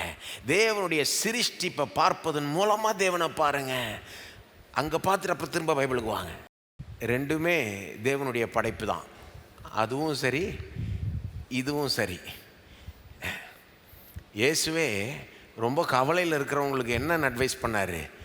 எதை குறித்தும் கவலைப்படாதீங்கன்னு சொன்னார். எண்ணத்தை சாப்பிட்றது, எண்ணத்தை உடுத்துறது, எண்ணத்தை குடிக்கிறது, இதெல்லாம் குறித்து கவலைப்படாதிருங்கள்னு சொல்லிட்டு அவங்களுக்கு என்ன அட்வைஸ் கொடுக்குறாரு? ஆகாயத்து பட்சிகளை பாருங்கள். என்ன மாதிரி இப்போ அவர்கிட்ட தான் நான் கற்றுக்கிட்டேன். அப்படி பாருங்கன்னு சொல்கிறதுல தப்பே கிடையாது. என்ன சொல்கிறாங்க? அதை கொஞ்சம் நோட் பண்ணி பாரு. இது பைபிள்லாம் ரொம்ப கஷ்டமாக இருக்கு, அதை கொஞ்சம் நோட் சிருஷ்டிப்பை நோட் பண்ணி பாருங்கன்றாரு. தேவனுடைய கரத்தை அதில் பாருங்க. தேவன் எப்படி கிரியை செய்கிறான்ற அதில், தேவனுடைய மகிமை அதில் பாருங்க. அப்போ நானும் உங்களுக்கு அதுதான் சொல்லுவேன். உங்களுக்கு நம்புறது கஷ்டமாக இருக்கா? சூழ்நிலை ரொம்ப மோசமாயிடுச்சா? பாருங்க, அநேக நேரம் நம்ம ரூமில் 4 செவருக்குள்ளே உட்காந்துக்கிட்டு சூழ்நிலையே புலம்பிக்கிட்டு அதையே நினச்சிக்கிட்டு அப்படியே சோர்ந்து போய் கொண்டிருக்கிறோம். அதுக்கு பதில் கொஞ்சம் வெளியே போய் கொஞ்சம் மரஞ்செடி கொடிகளை பார்க்குறது, கொஞ்சம் சூரியன் சந்திரன் நட்சத்திரங்களை பார்க்குறது, கொஞ்சம் இந்த மாதிரி கொஞ்சம் ட்ரை தான் பண்ணி பாருங்களேன். என்ன ஆகும்? நான் ஒரு கிறிஸ்தவன், நல்லா கவனிங்க, ஒரு கிறிஸ்தவன் தேவனுடைய படைப்பை பார்க்கும்போது அது அவனுக்கு ஏதாவது செய்யணும். ஒரு கிறிஸ்தவன் தேவனுடைய படைப்பை பார்க்கறதுக்கும் தேவன் அறியாதவன் தேவனுடைய படைப்பை பார்க்கறதுக்கும் பெரிய வித்தியாசம் இருக்கும் என்று நம்புகிறேன். ஏன்னா நம்முடைய மனக்கண்கள் திறக்கப்பட்டது. நாம இந்த அருமையான இந்த படைப்பை பார்க்குறப்போ சும்மா அப்படியே வாவுன்னு சொல்லிட்டு வந்துட மாட்டோம். இதுக்கு பின்னால் கடவுளுடைய கரத்தை, வல்லமையை, மகிமையை பார்ப்போம். அதன் மூலமாக கடவுளுடைய பிரசன்னத்தை கொஞ்சம் லேசாக அப்படி உணர தொடங்குவோம். அது நமக்கு உதவும். பாருங்க, உதவும்படி வைத்திருக்கிறார். அதன் மூலமாகவும் தேவன் தம்மையை வெளிப்படுத்துகிறார். அதை விட பூரண வெளிப்பாடு இதுதான். ஆனால் அங்கே அப்படி தொடங்கி வரலாம், தப்பு கிடையாது. அப்போ அதை யூஸ் பண்ணிக்கணும். குறிப்பாக கொஞ்சம் கஷ்டமாக இருக்கிறப்போ அந்த நேரத்தில் யூஸ் பண்ணிக்கணும். பாருங்கள், எங்கெங்கே படைக்கிறது? மனுஷன் பில்டிங்காக கட்டி போட்டான், மரத்தெல்லாம் வெட்டி போட்டான் அப்படின்னு சொன்னீங்கன்னா நான் என்ன சொல்வேன்? மொட்டை மாடிக்கு போயிடுங்க, போய் ஆகாயத்தை பாருங்க. நான் அப்படி அடிக்கடி பண்ணுறது உண்டு. கொஞ்சம் அப்படியே இதாக இருக்கிறப்போ டெரஸுக்கு போயிட்டு அந்த நட்சத்திரங்களை, அந்த வானத்தை பார்க்குறப்போ எனக்கு என்ன மனசுக்கு வருதுன்னா, என் கடவுள் எவ்வளோ பெரியவர், நான் வணங்கும் தேவன் எவ்வளோ பெரியவர். அதுவும் கொஞ்சம் சயின்ஸ் எல்லாம் கொஞ்சம் தெரிஞ்சால் அது ஒன்றுமே கொஞ்சம் நல்லது. சிலர் நினச்சிக்கிறாங்க ரொம்ப சயின்ஸ் தெரிஞ்சால் கடவுள் நம்பிக்கையே போய்டும்னு. அதெல்லாம் பொய் பாருங்க. எவ்வளோ பெரிய பெரிய சயின்டிஸ்ட்லாம் பெரிய விசுவாசிகளாக இருக்கிறாங்க. நீங்கள் சயின்ஸ்லாம் படிக்கிறீங்கன்னா, அல்லது இந்த யூனிவர்ஸ் எவ்வளோ பெருசாக இருக்குது இதெல்லாம் படிக்கிறீங்கன்னா, நீங்கள் பார்ப்பீங்க இந்த யூனிவர்ஸ் எவ்வளோ பெருசுன்னு அளவிடவே முடியலையாம். இது எவ்வளோ பெருசுன்னு அளவெடுக்கவே முடியலையாம். ஏன்னா பார்க்க போயிட்டே இருக்கிற மாதிரி இருக்குதான். அப்போ நிறைய பேருக்கு ஒரு கேள்வி உண்டாயிருக்கு, எப்போ ஏன்ப்பா இவ்வளோ பெருசாக இருக்குதுன்னு. ஆக்சுவலாக கிறிஸ்தவங்களுக்கே கேள்வி உண்டாயிருக்கு, இவ்வளோ பெரிய இதை ஏன் படைச்சார் தேவன்? ஏன்னா பூமி வந்து இத்தினும் நம்ம நினச்சிட்டு இருக்கோம் பூமி பெருசுன்னு. ஆனால் ஆக்சுவலாக நீங்கள் வெளியே போய் பார்த்தீங்கன்னா பூமி இத்தினுண்டா இருக்குது. இத்தினூண்டு ஒரு பூமியில் நாம் எல்லாரும் உட்காந்துக்கிட்டு இருக்கோம். அப்போ எதுக்கு இவ்வளோ பெரிய யூனிவர்ஸை படைச்சிட்டாரு ஆண்டவர்னு ஒரு கேள்வி உண்டாவதில்ல. சொல்லப்போனால் அங்கே வந்து லைஃபே சப்போர்ட் ஆக மாட்டேங்குது முக்கால்வாசி இடங்களில். அங்கே போய் இருக்கணும்னா பெரிய ஒரு முயற்சி எடுக்கணும். அப்போ எதுக்கு இவ்வளோத்தையும் படைச்சிட்டாரு? நான் சொல்கிறேன் ஒரு காரணம், அவர் எவ்வளோ பெரியவர் என்பதை வெளிப்படுத்தும்படி, அவருடைய மகிமையை வெளிப்படுத்தும்படி. இந்த பெரியவங்களுக்கெல்லாம் பெருசாக தான் செய்ய முடியும், சிறுசாக செய்ய முடியாது. பார்த்துருக்கீங்களா? சிலதெல்லாம் நம்ம மனசு கெட்டாது, எதுக்கு இவ்வளோ பெருசாக அவர் ஆர்ப்பாட்டம் பண்ணுறார்? ஏன்னா அவர் ரொம்ப பெரியவர், அவருக்கு பெருசாக தான் செய்ய முடியும். அவருடைய விரலின் கிரியையை பார்க்குறப்போ அவர் தெரிகிறார். அப்போ இது எவ்வளோ பெருசு என்பதை பார்க்க அவர் எவ்வளோ பெரியவர் என்பதை உணர முடியும். நம்ம தேவன் தான் பாருங்க, ஜீவனுள்ள தேவன் தான் இவ்வளோ பெரிய ஒரு யூனிவர்ஸையும் படைச்சிட்டு சின்ன ஒரு புழு பூச்சியும் கூட படைப்பார். ரெண்டுத்தையும் படைக்கிற தேவன். அவருடைய வல்லமை எப்படின்னா, நட்சத்திரங்களை எண்ணி வச்சிருக்கிறான், நான் பேர் சொல்லி அழைக்கிறாருன்னு வேதம் சொல்லுது. ஆனால் அதே தேவன் நம்ம தலை முடிய கூட எண்ணி வச்சிருக்கிறார். அவர் அறியாமல் அதில் ஒன்று கூட கீழே விழுவதில்லை என்று வேதம் சொல்லுகிறது. இவ்வளோ பெரிய யூனிவர்ஸ் நட்சத்திரங்கள்லாம் படைச்சிருக்கிறாரு. சிலர் சொல்கிறாங்க, இந்த எங்கெங்க சிரிச்சிப்பை பார்க்கறது, மொட்டை மாடிக்கு போங்கன்றீங்க, எனக்கு அது கூட உருப்படியாக இல்லைங்க. அதை கூட மறைச்சி வச்சுட்டாங்க. இப்போ என்ன தான் பண்ணுறது? கண்ணாடியை பாருங்க, உங்களை பாருங்கங்க, கண்ணாடியை பண்ண. சீரியஸாக சொல்கிறேங்க, விளையாட்டுக்கு சொல்லலை. ஏங்க நாம தான் தேவனுடைய சிருஷ்டிப்பின் சிகரம்.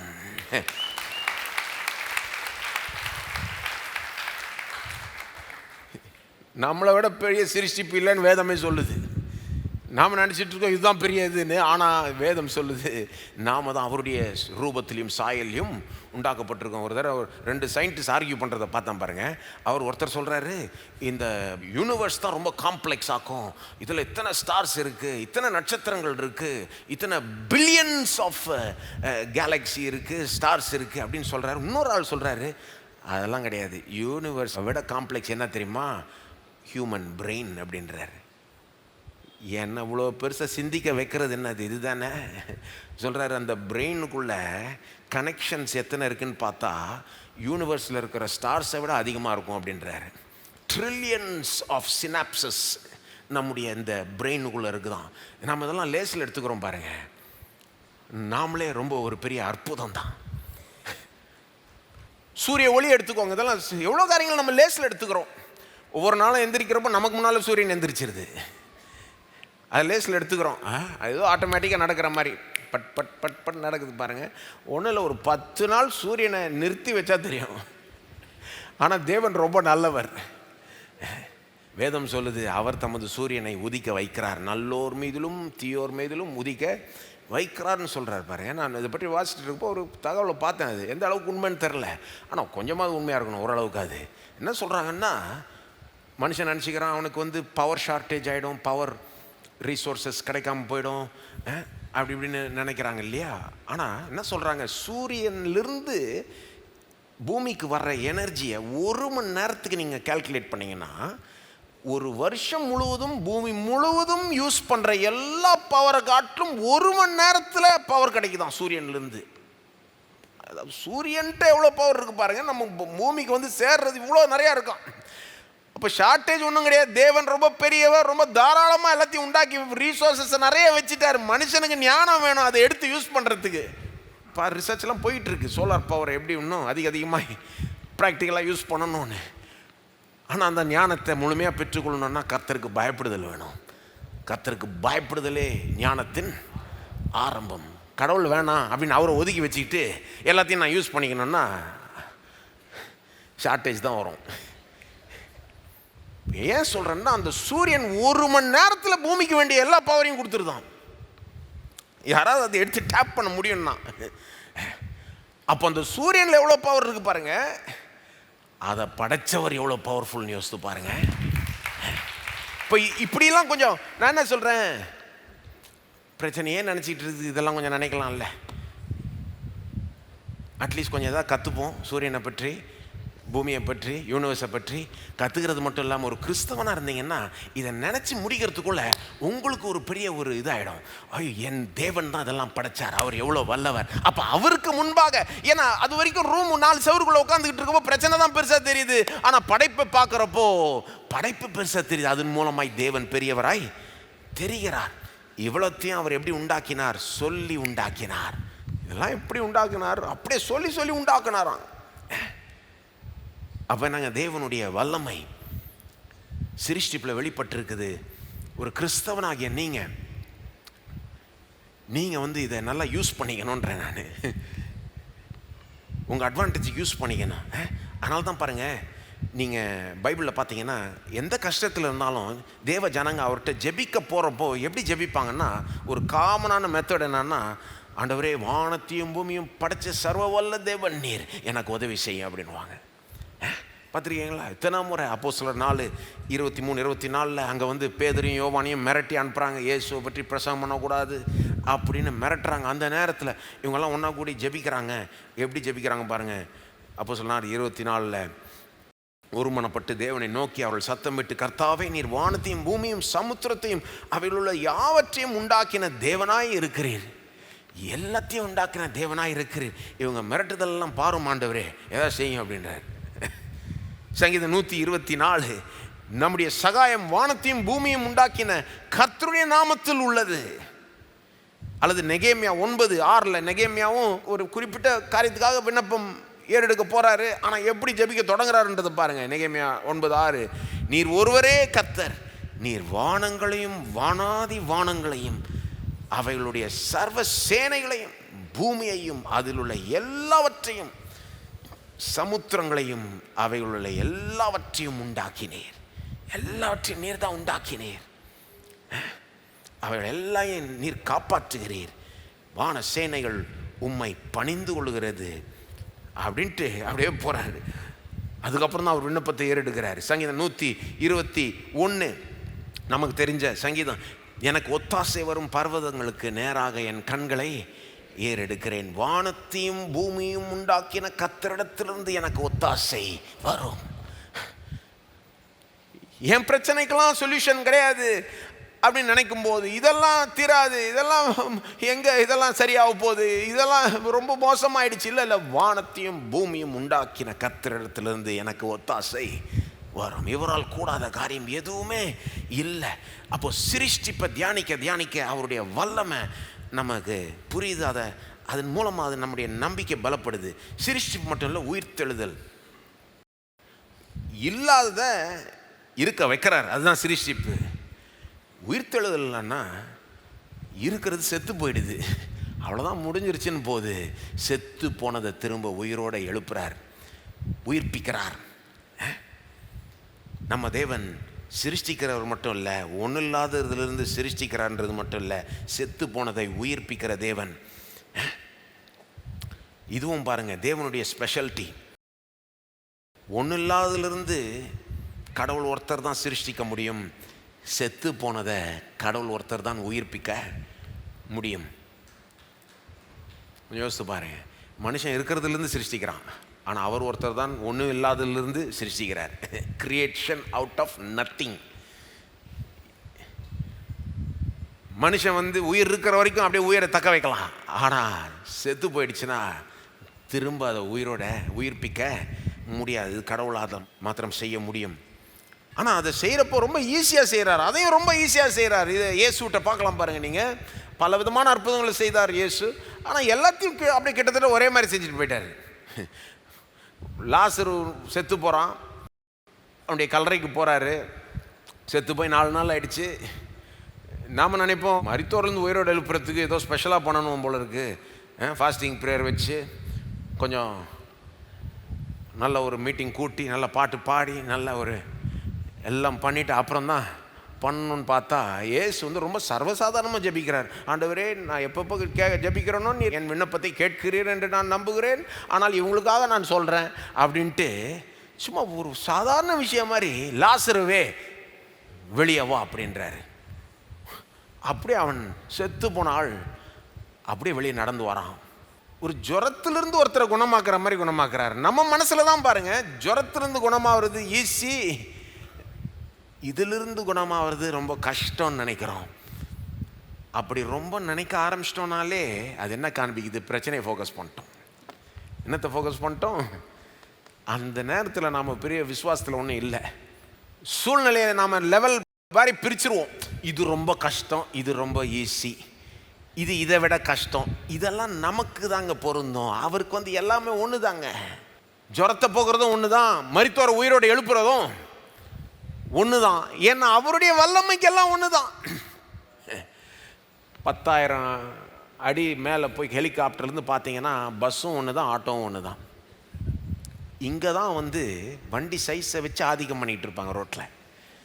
என்ன பண்ணுறது, பெரிய வண்டிக்கு பணிய வேண்டியதாக இருக்குது. ஆனால் இதெல்லாம் இங்கே லெவல், அங்கிருந்து பார்க்குறப்ப எல்லாம் ஒன்று தான், எல்லாம் சிறுசு தான். தேவன் பார்க்குறப்போ நம்முடைய பிரச்சனைகள்லாம் ஒரு லேசான காரியம் அவருக்கு. ஆனால் தேவன் நம்மகிட்ட என்ன எதிர்பார்க்கிறார்? என்னால் முடியும் நீ நம்புன்றாரு. உன்னால் முடியல அப்படின்னு நினைக்கிறியா? இது வந்து மனுஷியமாக தீர்வு இதுக்கு இல்லை அப்படின்னு நினைக்கிறியா? நான் இதை சரி பண்ண முடியும்னு நம்பு, எனக்கு இது ஈஸின்னு நம்பு, எனக்கு இது ஒரு லேசான காரியம் நம்புன்றார். உயிர்த்தெழுதல் தேவன், இயேசுனுடைய உயிர்த்தெழுதல்னால இந்த உயிர்த்தெழுதல்ன்றது கிறிஸ்தவத்தில் ரொம்ப ஒரு மைய கருத்தாயிடுச்சு. இப்போ என்னைக்கு இயேசு உயிரோடு எழும்பினாரோ இது வந்து ஏதோ ஒரு பாருங்கள், இன்றைக்கி அப்படி ஆயிடுச்சு. வருத்தப்படக்கூடிய ஒரு காரியம். இயேசுடைய உயிர்த்தெழுதலே முக்கால்வாசி பேர் வரும், என்ன சொல்கிறது, ஈஸ்டர் அன்னைக்கு தான் நினச்சி பார்க்குறது, அந்த மாதிரிலாம் இருக்குது. ஆனால் இயேசு உயிரோடு எழும்புனதுனால இன்றைக்கு வந்து உயிர்த்தெழுதல்ன்றது கிறிஸ்தவத்தினுடைய ஒரு அடிப்படை ஆயிடுச்சு. கடவுளை பற்றி சிந்திச்சாலே இவர் உயிர்த்தெழுதலின் தேவன், உயிரோட எழுப்புகிற தேவன் என்ற ஒரு கருத்தை நமக்கு உண்டாயிடுச்சு பாருங்கள். அதனால தான் பார்த்தீங்கன்னா நீங்கள் 2 கொரிந்தியர் 1 பவுல் வந்து தேவனை பற்றி பேசுகிறப்போ அப்படியே சொல்கிறாரு, தேவன் யாராம்? மரித்தோரை எழுப்புகிற தேவன். எல்லாம் சொல்லுங்க, மரித்தோரை எழுப்புகிற தேவன். வானத்தையும் பூமியும் படைத்த தேவன் மட்டும் இல்லை, மரித்தோரை எழுப்பின தேவன் இல்லை, எழுப்புகிற தேவன். 2 கொரிந்தியர் 1:9 மரித்தோரை எழுப்புகிற தேவன். அது ஆக்சுவலாக ஒரு நல்ல ஒரு பகுதி பாருங்கள். 2 கொரிந்தியர் 1:8 பவுல் வந்து அவருடைய தனிப்பட்ட அனுபவத்தை ஷேர் பண்ணுறாருன்னா சொல்கிறாரு, ஏதோ பிரச்சனைகள் தான் மாட்டிக்கிட்டாராம், அதை பற்றி சொல்கிறார் பாருங்கள். வாசிக்கிறேன் 2 கொரிந்தியர் 1:8. அப்போஸ்தலனாகிய பவுல் அவர் பார்க்காத பிரச்சனையா எவ்வளோ பார்த்துட்டாரா, நான் அவருக்கே பாருங்கள் எப்படி இருந்தது. ஆகையால் சகோதரரே, ஆசியாவில் எங்களுக்கு நேரிட்ட உபத்திரவத்தை நீங்கள் அறியாதிருக்க எங்களுக்கு மனதில்லை. என்னவெனில், பிழைப்போம் என்கிற நம்பிக்கை அற்றி போகத்தக்கதாக எங்கள் பலத்திற்கு மிஞ்சின அதிக பாரமான வருத்தம் எங்களுக்கு உண்டாயிற்று. பிழைக்கவே மாட்டோன்ற அளவுக்கு நினச்சிட்டோம், எங்கள் பலத்துக்கு மிஞ்சின பாரம் வந்துருச்சு, பாரமான ஒரு வருத்தம் வந்துருச்சு.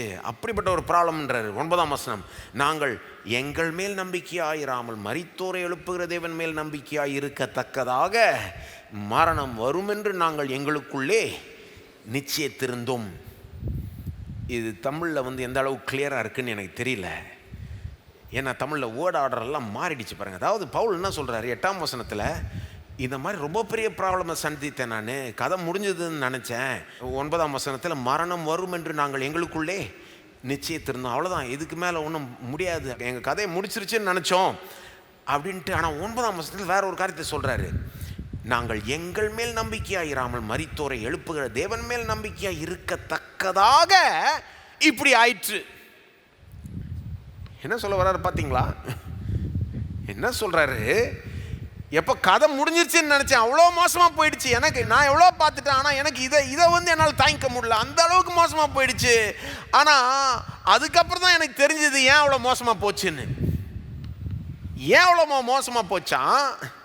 நாங்கள் எங்கள் மேல் நம்பிக்கையாக இராமல் மரித்தோரை எழுப்புகிற தேவன் மேல் நம்பிக்கையாக இருக்கணும் என்பதற்காக. அதுதான் மீனிங். இப்படி ஆயிற்று. தமிழில் அது கொஞ்சம் அப்படியே அவ்வளோ கிளியராக வரல. ஆங்கிலத்தை 9ஆம் வசனத்தில் வாசித்தீங்கன்னா கிளியராக வருது. We had the sentence of death in ourselves, that we should not trust in ourselves, but in God who raises the dead. இந்த அளவுக்கு ஏன் மோசமாக போய் முடிஞ்சதுன்னு நினைக்கிற அளவுக்கு போச்சுன்னா, நாங்கள் எங்கள் மேலே நம்பக்கூடாது, மரித்தோரை எழுப்புகிற தேவன் மீது நம்பிக்கையாக இருக்கணும் என்பதற்காகவே இப்படி போச்சுன்றார். அதாவது பிரச்சனைகளை பார்க்கறதுக்கு பாருங்க, கிறிஸ்தவ கண்ணோட்டம். ஒரு கிறிஸ்தவன் தான் பிரச்சனையை எப்படி பார்க்க வேண்டும்? ரொம்ப மோசமாக போயிடுச்சுங்க, இவ்வளோ மோசமாக போகிறப்ப எப்படி ஏன் நம்புறது? பவுல் சொல்கிறாரு, ஏன் இவ்வளோ மோசமாக போச்சுன்னா, எங்கள் மேல் நாங்கள் நம்பி இல்லாமல் மரித்தோரை எழுப்புகிற தேவன் மேல் நம்பிக்கையாக இருக்கணும் என்பதற்காக எப்படி போச்சான். இது எப்படி பாருங்க, ஒரு கிறிஸ்தவன் தான் இப்படி பேச முடியும். ஒரு கிறிஸ்தவன் தான் இப்படி என்ன சொல்கிறாரு? இப்போ செத்து போயிடுச்சுன்னு நினச்சோம், கதை கந்தல் முடிஞ்சதுன்னு நினச்சோம். ஆனால் அப்புறம்தான் ரியலைஸ் பண்ணோம், ஏன் இவ்வளோ தூரம் மோசமாக போச்சுன்னா, ஏன்னா இவ்வளோ தூரம் மோசமாக போயிடலன்னா குணமாக்குற தேவனை நம்பலாம், கொஞ்சம் மோசமாக போனதை சரிப்படுத்துகிற தேவனை நம்பலாம். ஆனால் இது முத்தி போய் கெட்டு போய் செத்து போயிடுச்சுன்னா அதுக்கப்புறம் மரித்தோரை எழுப்புற தேவனை தான் நம்பணும். இந்த தேவனை நம்பணும் என்பதற்காக இப்படி போச்சுன்றார். என்னங்க பிரச்சனை? ஓரளவுக்கு மோசமாயிடுச்சுன்னா அந்த ஓரளவுக்கு மோசமானது சரிப்படுத்துகிற தேவனை நம்பலாம். சரி, இந்த ஆப்ஷன் இருக்குது, அந்த ஆப்ஷன் இருக்குது, தேவன் இதை செய்யலாம், அதை செய்யலாம், அப்போ அந்த மாதிரி தேவனை நம்பலாம். எல்லா ஆப்ஷனும் போய் கதை கந்தல் ஆயிடுச்சுன்னா அப்போ எந்த தேவனை நம்புறது? ஒரு விதமான தேவன் தான் நமக்கு உதவி செய்ய முடியும். அவர் யாருன்னா மரித்தோரை எழுப்புகிற தேவன், செத்து போனதை உயிர்ப்பிக்கிற தேவன். இவர் இல்லைன்னா ஒன்றும் செய்ய முடியாது. ஆனால் ஜீவன் உள்ள தேவன் அப்படிப்பட்ட தேவன். அவர் வெறும் குணமாக்குற தேவன் மட்டும் இல்லை, மரித்தோரை எழுப்புகிற தேவன். என்ன சொல்லுங்க? மரித்தோரை எழுப்புகிற தேவன். எழுப்பின தேவன் இல்லை, அவர் வேணுக்குன்னே அப்படி சொல்கிறாரு. அதாவது இயேசு எழுப்பினான்றது மட்டும் இல்லை, ஒரு நாள் எல்லா விசுவாசிகளையும் உயிரோடு எழுப்புவார்ன்றது மட்டும் இல்லை, கிறிஸ்துக்குள் மரித்தோரை எழுப்பார் அதெல்லாம் மட்டும் இல்லை, தொடர்ந்து இதை செய்து கொண்டே இருக்கிறார், மரித்தோரை எழுப்பி கொண்டிருக்கிறார். எசேக்கியேல் தீர்க்கதரிசிட்ட தேவன் சொல்கிறாரு, உலர்ந்த எலும்புகளை காமிச்சு, இதால் உயிரோட வர முடியுமான்னு நம்புறியா நீன்னு, இது உயிர் பிழைக்க முடியுமான்னு நம்புறியான்றார். உலர்ந்து போன எலும்புகள், சான்ஸே கிடையாது. அவர் சொல்கிறார், அதுக்கிட்ட பேசு அப்படின்றார். உலர்ந்து போன எலும்பிலிருந்து ஒரு சேனையை உருவாக்கக்கூடிய தேவன்.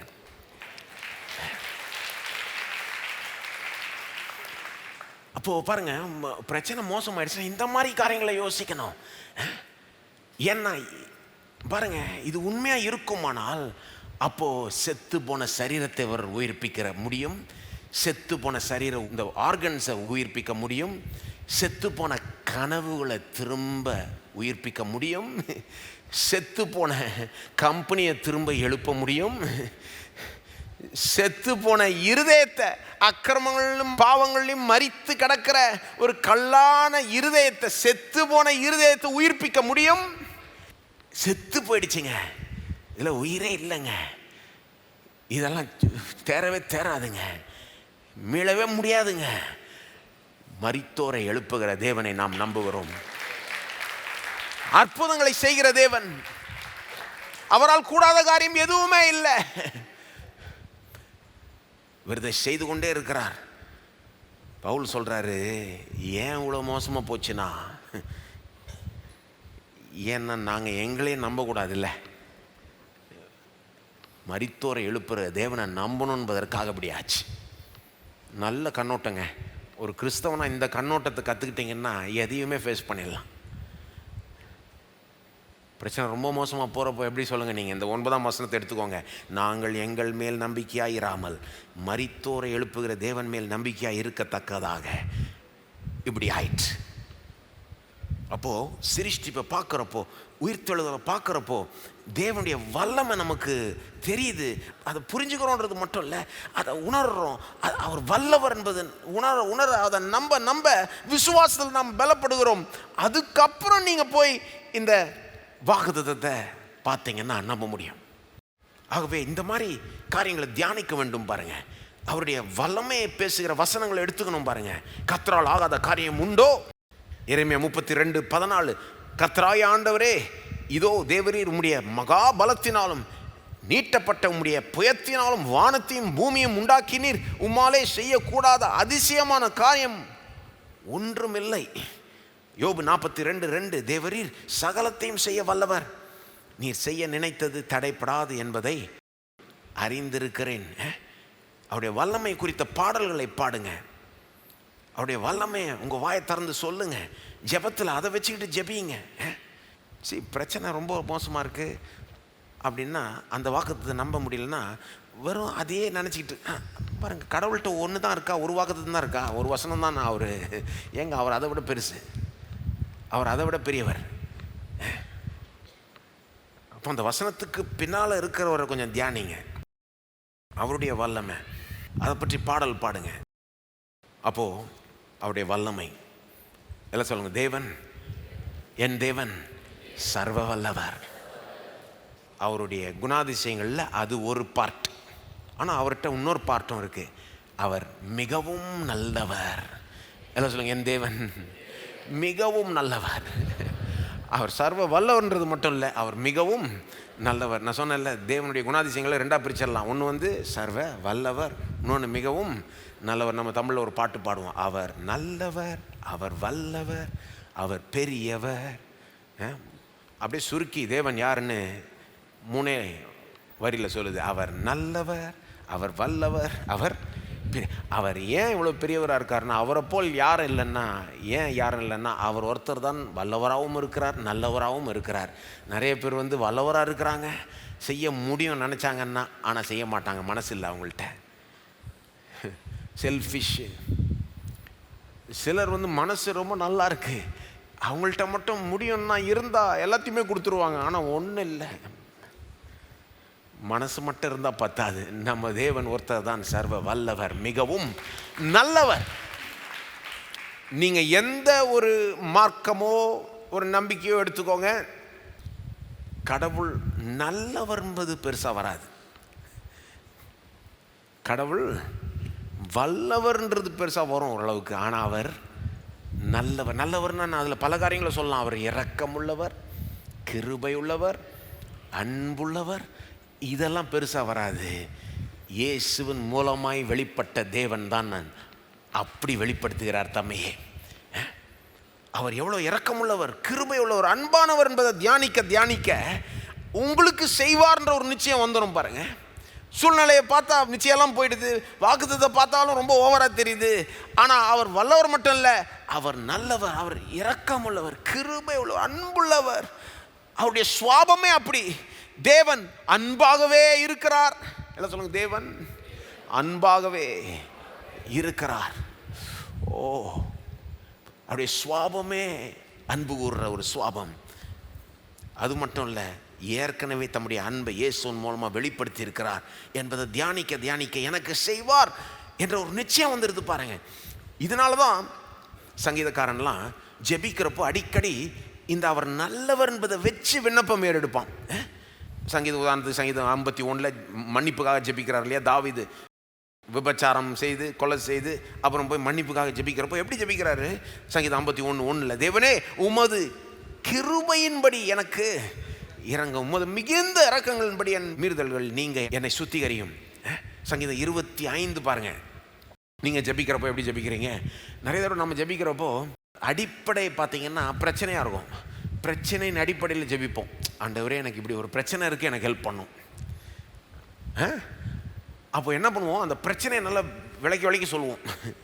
எனக்கு இவ்வளோ பிரச்சனை இவ்வளோ இருக்குது ஆண்டவர், இவ்வளோ மாசமாக இருக்குது ஆண்டவரே ஹெல்ப் பண்ணும். ஆனால் சங்கீதக்காரன் எப்படி ஜெபிக்கிறான் பாருங்க. சங்கீதம் 25:6 கர்த்தாவே உம்முடைய இரக்கங்களையும் உம்முடைய காருண்யங்களையும் நினைத்தருளும், அவைகள் அனாதி காலம் முதல் இருக்கிறதே, என் இளவயதின் பாவங்களையும் என் மீறுதல்களையும் நினையாதிரும். கர்த்தாவே, உம்முடைய தயவின் நிமித்தம் என்னை உமது கிருபையின்படியே நினைத்தருளும். 8ஆம் வசனம், கர்த்தர் நல்லவரும் உத்தமருமாய் இருக்கிறார், ஆகையால் பாவிகளுக்கு வழியை தெரிவிக்கிறார்.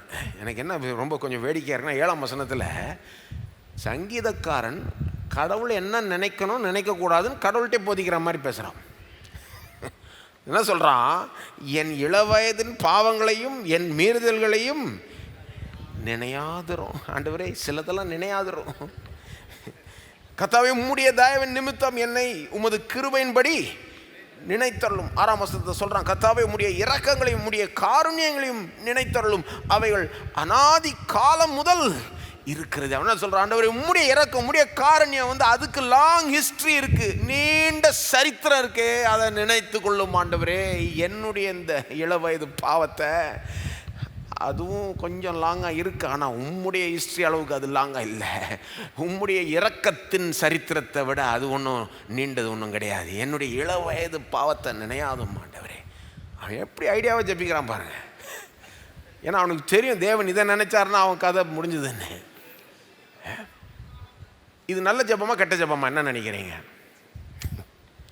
நல்ல ஜெபங்க, நல்ல ஜெபம். நீங்கள் இப்படி ஜெபிக்கிறவங்கள பாருங்கள் பைபிளில். இதை நான் ஒரு தடவை வெள்ளிக்கிழமை ஜெபத்தில் காமிச்சிருக்கேன். தேவனுடைய குணாதிசயங்களை சொல்லி சொல்லி ஜெபிக்கிறவங்க அவங்களுக்கு பதில் கிடைக்குது. தாவீதா இருக்கட்டும், மோசையாக இருக்கட்டும், ஆபிரகாமா இருக்கட்டும், தேவனுடைய ஆண்டவரே நீர் இப்படிப்பட்டவர் இல்லையா, ஆகவே இதை செய்யும் அப்படின்னு சொல்லி சொல்லி ஜெபிக்கிறவர்கள். அதாவது நான் என்ன சொல்ல வரேன்னா, ஜெபத்தில் ஆண்டவர்கிட்ட போகிறப்போ, ஆண்டவரே நீர் எப்படிப்பட்டவர் என்பதை நினைவு கூறும் அப்படின்னு ஆண்டவரே இப்படி நினைத்து கொள்ளும் சொல்கிற அளவுக்கு நம்மளால் செய்ய முடியும்னா, அவரே இதை தான் நினைக்கணும்னா அப்போ நம்ம நிச்சயமாக அதை தான் நினைக்கணும். அவரே சில காரியங்களை நினைக்கிறத விட சில காரியங்களை நினச்சாதான் நமக்கு நல்லதுன்னா, அப்போ நமக்கும் சில காரியங்களை நினச்சாதாங்க நல்லது. என்ன சொல்கிறீங்க? அவரே தம்முடைய இரக்கத்தை எண்ணி பார்க்கணும் அப்படின்னு சங்கீதக்காரன் ஜெபிக்கிறான்னா, அப்போ நிச்சயமாக நாமளும் அவருடைய இரக்கத்தை தான் எண்ணி பார்க்கணும். நம்ம மனசெல்லாம் அதனால நிறைச்சிக்கணும் பாருங்கள். பிரச்சனை ரொம்ப மோசமாக இருக்கிறப்போ அவருடைய இரக்கம் எப்படிப்பட்டது, அவருடைய கிருபை எப்படிப்பட்டது, அவருடைய காருண்யம் எப்படிப்பட்டது, இதை நீங்கள் மேக்சிமம் எங்கே பார்க்க முடியும்? அவருடைய இரக்கம், கிருபை, காருண்யம், அன்பை எங்கெங்க மேக்சிமம் பார்க்க முடியும்? சிலுவையில் பார்க்க முடியும். கல்வாரி, சிலுவையில். நிறைய இடங்களில் பார்க்கலாம், ஆனால் பெஸ்ட்டாக எங்கே பார்க்க முடியும்? சிலுவையில். அங்கே தான் தேவன் அன்பாகவே இருக்கிறார் என்பது மேக்சிமமாக வெளிப்படுது, உச்சகட்டமாக வெளிப்படுது. ஆகவே பிரச்சனை ரொம்ப மோசமாக இருக்கா, வாக்குத்தத்தம் நம்புறது கஷ்டமாக இருக்கா, என்ன பண்ணணுங்க? திரும்ப சிலுவைக்கு போங்க, சிலுவையை பாருங்கள். ஏன்னா சிலுவையில் தான் என்ன வெளிப்படுது? தேவன் உங்களை எப்படி அன்பு கூறுறாருன்றது வெளிப்படுது. உங்கள் சூழ்நிலையை பார்த்தீங்கன்னா தேவன் உங்களை அன்பு கூறலன்ற மாதிரி முடிவுக்கு வந்துடுவீங்க. எங்கெங்க அன்பு கூறுறாரு, ஏங்க என்னை விட்டுட்டாரு, ஏன் ஒன்றும் நடக்கலை அப்படின்னு தான் கேள்வி கேட்க தோணும். அதுக்கு தான் சிலுவைக்கு போயிடணும். சூழ்நிலையை வச்சு தேவனுடைய அன்பை எடை போடக்கூடாது, அப்படி தான் தோணும், மனசு அப்படி தான் சொல்லும். ஆனால் நீங்கள் மனசுக்கு சொல்லணும், மனசே சிலுவையை பாருன்னு சொல்லணும். என் ஆத்துமாவே சிலுவையை பாரப்பா, இயேசுவை பாரு. கிறிஸ்மஸ் சீசனில் நாம் இப்போ இருக்கிறோம். கிறிஸ்மஸ் எதை பற்றியது? தேவன் எப்படி நம்மை அன்பு கூர்ந்ததுனால விலையேற பெற்று தம்முடைய குமாரனை நமக்காக கொடுத்தார் என்பதை பற்றி தானே கிறிஸ்மஸ் சீசன். யோவான் 3:16, தேவன் தம்முடைய ஒரே பேரான குமாரனை விசுவாசிக்கிறவன் எவனோ அவன் கெட்டு போகாமல் நித்திய ஜீவனை அடையும்படிக்கு அவரை தந்தருளி இவ்வளவாய் உலகத்தில் அன்பு கூர்ந்தார். அவரை தந்தருள்னா என்ன அர்த்தம்? சிலுவையில் மரிக்கும்படி தந்தார், அதான் அர்த்தம். ரோமர் 5:8 எப்படி பேசுகிறார் பாருங்க பவுல். தேவனுடைய அன்பை புரிஞ்சுக்கணுமா? என்னத்தை பார்க்கணும்? நாம் பாவிகளாய் இருக்கையில் கிறிஸ்து நமக்காக மரித்ததினாலே தேவன் நம்மேல் வைத்த தமது அன்பை விளங்க பண்ணுகிறார். தேவனுடைய அன்பை எங்கே விளங்க பண்ணுகிறார்? எப்படி விளங்க பண்ணுறாரு? நாம் பாவிகளாய் இருக்கையில் கிறிஸ்து நமக்காக மரித்ததினாலே. நான் ஒரு உருப்படியான செயலை செய்கிறதுக்கு முன்னால் அவரை பிரியப்படுத்துறதுக்கு எதையுமே செய்கிறதுக்கு முன்னால் நான் பாவியாக இருக்கிறப்போ, தகுதி இல்லாத ஒரு பாவியாக இருக்கிறப்போ, நரத்துக்கு தகுதியாக இருக்கிற ஒரு பாவியாக இருக்கிறப்போ கிறிஸ்து எனக்காக மரித்தார். அதை நினச்சி பாருங்க. அவருடைய அன்பை அங்கே வெளிப்படுத்துகிறார் இல்லையா? அதை மறந்துடாதீங்க. எங்கிருந்து வந்தீங்க, எப்படி பாவியாக இருந்தீங்க, எப்படி தேவன் உங்களை ரட்சித்தார். பாவியாக இருக்கையில் கிறிஸ்து நமக்காக மரித்ததுனால. அந்த 8ஆம் வசனத்தை எல்லாரும் ஒன்றா சேர்ந்து வாசிக்கலாமா? ரோமர் 5:8 எல்லாம் சேர்ந்து வாசிப்போம். நாம் பாவிகளாய் இருக்கையில் கிறிஸ்து நமக்காக மரித்ததினாலே தேவன் நம்மேல் வைத்த தமது அன்பை விளங்க பண்ணுகிறார். இதை அப்படியே எடுத்து கொஞ்சம் தியானிக்கணும். பிரச்சனை நேரத்தில் இதை தியானிங்க, சிலுவையை தியானிங்க. எப்படி சிலுவை இல்லைன்னா நீங்கள் நரகம்தான் போயிருப்பீங்க. ஆனால் பாவியாக இருக்கிறப்பவே கிறிஸ்து உங்களுக்காக மரித்தார் என்பதை கொஞ்சம் தியானிங்க. அவருடைய அன்பை அப்படி திரும்ப உணர்ந்து கொள்ளுங்கள். தேவன் உங்களை அன்பு கூறுறார் என்பதை நம்புங்க. இந்த மாதிரி வசனங்கள் எடுத்துக்கோங்க. அவருடைய அன்பை பெருசாக எடுத்து பேசுகிற வசனங்கள். உதாரணத்துக்கு யாத்திரா 34:6 கர்த்தர் மோசேயின் இடத்தில் தம்மையை வெளிப்படுத்துகிறார்ல. என்னன்னு சொல்கிறார் தம்மை பற்றி? கர்த்தர் கர்த்தர் இரக்கமும் கிருபையும் நீடிய சாந்தமும் மகாதயையும் சத்தியமும் உள்ள தேவன். அது எல்லாருமே சேர்ந்து வாசிப்போமா? கர்த்தர் கர்த்தர் இரக்கமும் கிருபையும் நீடிய சாந்தமும் மகாதயையும் சத்தியமும் உள்ள தேவன். நம்ம தேவன் எப்படிப்பட்டவர்? இப்படிப்பட்டவர். 1000 தலை, அடுத்த வசனம் சொல்லுது, 1000 தலைமுறைகளுக்கு இரக்கத்தை காக்கிறவன். அல்லது சங்கீதம் 36:5 கர்த்தாவே உமது கிருபை வானங்களில் விளங்குகிறது. உமது கிருபை ரொம்ப பெருசு. ஏசாயா 54:10 பாருங்க. ஏசாயா 54:10 உங்களுக்கு தெரிஞ்ச வசனம். மலைகள் விலகி, எல்லாரும் சேர்ந்து வாசிக்கலாமா? மலைகள் விலகி போனால், பர்வதங்கள் நிலை பெயர்ந்தாலும், என் கிருபை உன்னை விட்டு விலகாமலும் என் சமாதானத்தின் உடன்படிக்கை நிலை பெயராமலும் இருக்கும் என்று உன்மேல் மனதுருகிற கர்த்தர் சொல்லுகிறார். மனசு என்னென்னமோ சொல்லுது, ஆனால் உன்மேல் மனதுருகிற கர்த்தர் சொல்லுகிறார், மலைகள் விலகி போனாலும் என் கிருபை உன்னை விட்டு விலகாமல் இருக்கும். நான் உன்கிட்ட செஞ்ச உடன்படிக்கை அப்படியே தொடர்ந்து நிற்கும். நான் உன்னை விட்டு விலகுவதும் இல்லை, கை விடுவதும் இல்லை. என்னுடைய அன்பிலிருந்து உன்னை எதுவுமே பிரிக்கவே முடியாது. இப்படி தான் நமக்கே பிரசங்கம் பண்ணிக்கணும். இந்த மாதிரி வசனங்கள் எடுத்து தியானிக்கணும். புரட்டி புரட்டி இதை பார்க்கணும். பாருங்க, இதை அப்படியே தியானித்து பார்க்கணும். தேவனுடைய அன்பை குறித்த பாடல்களை பாடுங்க. மலைகள் விலகி போனாலும் அப்படின்ற பாட்டை நாம் கூட பாடுறோம் இல்லையா? அந்த மாதிரி பாடல்கள் தெரிஞ்சு வச்சுக்கணும். இதுக்கு தான் இந்த மாதிரி வசனங்களை தெரிஞ்சுக்கணும், இந்த மாதிரி பாட்டையும் தெரிஞ்சுக்கணும். அல்லது தெரியலன்னா தேவைப்படுற நேரத்தில் எடுக்கிற மாதிரி இருக்கணும், ரெடியாக வச்சுக்கணும். எப்படி தேடி எடுக்கிறதுன்னு தெரிஞ்சுக்கணும் பாருங்கள். ஏன்னா ரொம்ப டவுன் ஆகிறப்போ, சோர்ந்து போகிறப்போ, தொடர்ந்து என்னால் விசுவாசிக்க முடியாதுன்னு நினைக்கிறப்போ ஒரு பாட்டை நீங்கள் போட்டு அந்த பாட்டை பாடினீங்கன்னா அது என்னமோ பண்ணும். தேவன் அந்த பாட்டுக்கு ஒரு வல்லமையை கொடுத்துருக்காரு பாருங்க. ரொம்ப டவுனாக இருக்கிறவங்களுக்கு கூட அது திரும்ப ஒரு தெம்பை கொண்டு வர்றது, ஒரு உற்சாகத்தை கொண்டு வர்றது, கூட ஒரு விசுவாசத்தையுமே கொண்டு வர முடியும். அந்த பாட்டில் வசனம் நிறையா இருந்ததுன்னா வசனம் விசுவாசத்தை ப்ரொடியூஸ் பண்ணும். என்னங்க என்ன சொல்ல வரேன்? கர்த்தர் நல்லவர். எல்லாம் சொல்லுங்க, கர்த்தர் நல்லவர், கர்த்தர் வல்லவர், கர்த்தர் பெரியவர். ஓ, இந்த கர்த்தர் தான் இந்த வாக்கை கொடுத்திருக்கிறார். இவரால் இதை நிறைவேற்ற முடியும்ன்றது மட்டும் இல்லை, எனக்காக இவர் செய்வார்ன்ற ஒரு நிச்சயம் வந்துடும்.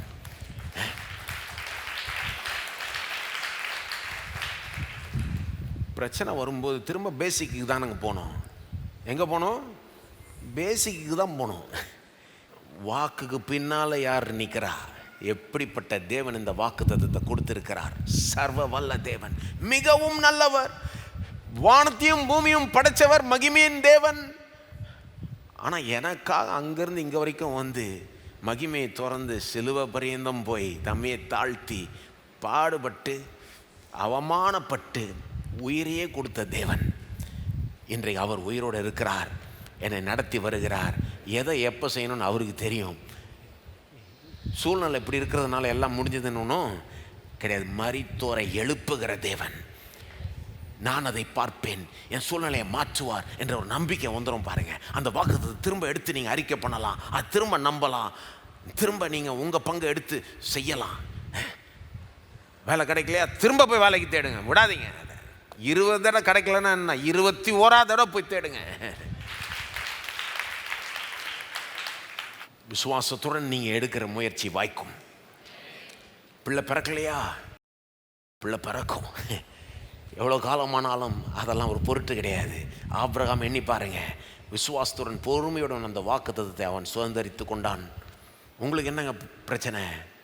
என்ன ரொம்ப செத்து போன ஒரு நிலைக்கு வந்துருச்சு? மரித்தோரை எழுப்புகிற தேவனை நம்புங்க, அவர் உங்களுக்காக செய்வார், உங்களுக்காக செய்வார். ஏன்னா உங்களை நேசிக்கிறார் அவர்.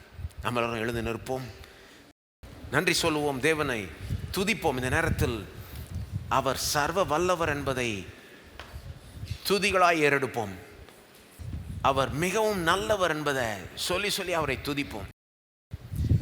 உம்மை துதிக்கிறோம் ஆண்டவரே, வானத்தையும் பூமியும் படைத்த சர்வ வல்ல தேவனே, உம்மால் கூடாத காரியம் உண்டோ? சொல்லி சொல்லி உண்டாக்கின தேவனே, இல்லாதவைகளை இருக்கிறது போல அழைக்கிற தேவனே, நீர் எங்கள் பட்சத்தில் இருப்பதற்காக நன்றி ஆண்டவரே. எங்களுக்காக உயிரை கொடுத்த தேவனே, பாவிகளாய் இருக்கையில் கிறிஸ்து எங்களுக்காக மரித்தாரே, அதன் மூலமாய் தேவ அன்பு விளங்கி இருக்கிறதே. நாங்கள் நம்புகிறோம் ஆண்டவரே, நீர் எங்களை அன்பு கூறுகிறீர், எங்கள் பட்சத்தில் இருக்கிறீர், எங்களுக்காக எதையும் செய்ய ஆயத்தமாக இருக்கிறீர், எங்களுக்காக பெஸ்ட் திட்டத்தை நீர் வைத்திருக்கிறீர். தற்போது சூழ்நிலையை பார்த்து நாங்கள் சோர்ந்து போவதில்லை. சோர்ந்து போகாதபடி நீர்தான் உடைய ஜனங்களை பலப்படுத்துவீராக. விசுவாசத்தில் எப்படி வல்லவர்களாக ஆக வேண்டும் என்று கற்றுத் தருவீராக. எதை ஃபோக்கஸ் பண்ணக்கூடாதோ ஃபோக்கஸ் பண்ணாமல் உமையை ஃபோக்கஸ் பண்ணி நீர் எப்படிப்பட்டவர் என்பதை பெருசாக அவங்க மனசில் எண்ணி மனசெல்லாம் அதால் நிறைந்து அவர்கள் விசுவாசத்தில் பலப்படட்டும் ஆண்டவரே. தொடர்ந்து விசுவாசிக்கிட்டான், நிச்சயமாக அவருடைய விசுவாசம் வீண் போகாது. உம்மை நம்புகிறவர்கள் ஒருபோதும் வெட்கப்பட்டு போவதில்லை. ஸ்தோத்திரம் ஆண்டவரே. விசுவாசத்துடன் இன்றைக்கு நாளைக்கு இந்த வாரம் அவர்கள் எடுக்கிற முயற்சிகள் வாய்க்கட்டும் இயேசுவன் நாமத்தில். இயேசுவன் நாமத்தில் அந்த வேலை கிடைக்கட்டும், அந்த பிள்ளை பிறக்கட்டும், அந்த கடனிலிருந்து வெளியே வருகிற அந்த ஆரம்பம் நடக்கட்டும் இயேசுவன் நாமத்தில். ஸ்தோத்திரம் ஆண்டவரே, ஸ்தோத்திரம் ஆண்டவரே. கைப்பிடித்து வழி நடத்தும். உம்மால் கூடாத காரியம் எதுவுமே இல்லை. நீர் மகிமைப்படுவீராக. இயேசுவன் நாமத்தில் ஜெபிக்கிறோம், ஆமேன். கர்த்தராகிய இயேசு கிறிஸ்துவின் கிருபையும் பிதாவாகிய தேவனுடைய அன்பும் பரிசுத்தாவியானவருடைய ஐக்கியமும் நம்மோடு இன்றைக்கும் என்றைக்கும் இருப்பதாக, ஆமேன்.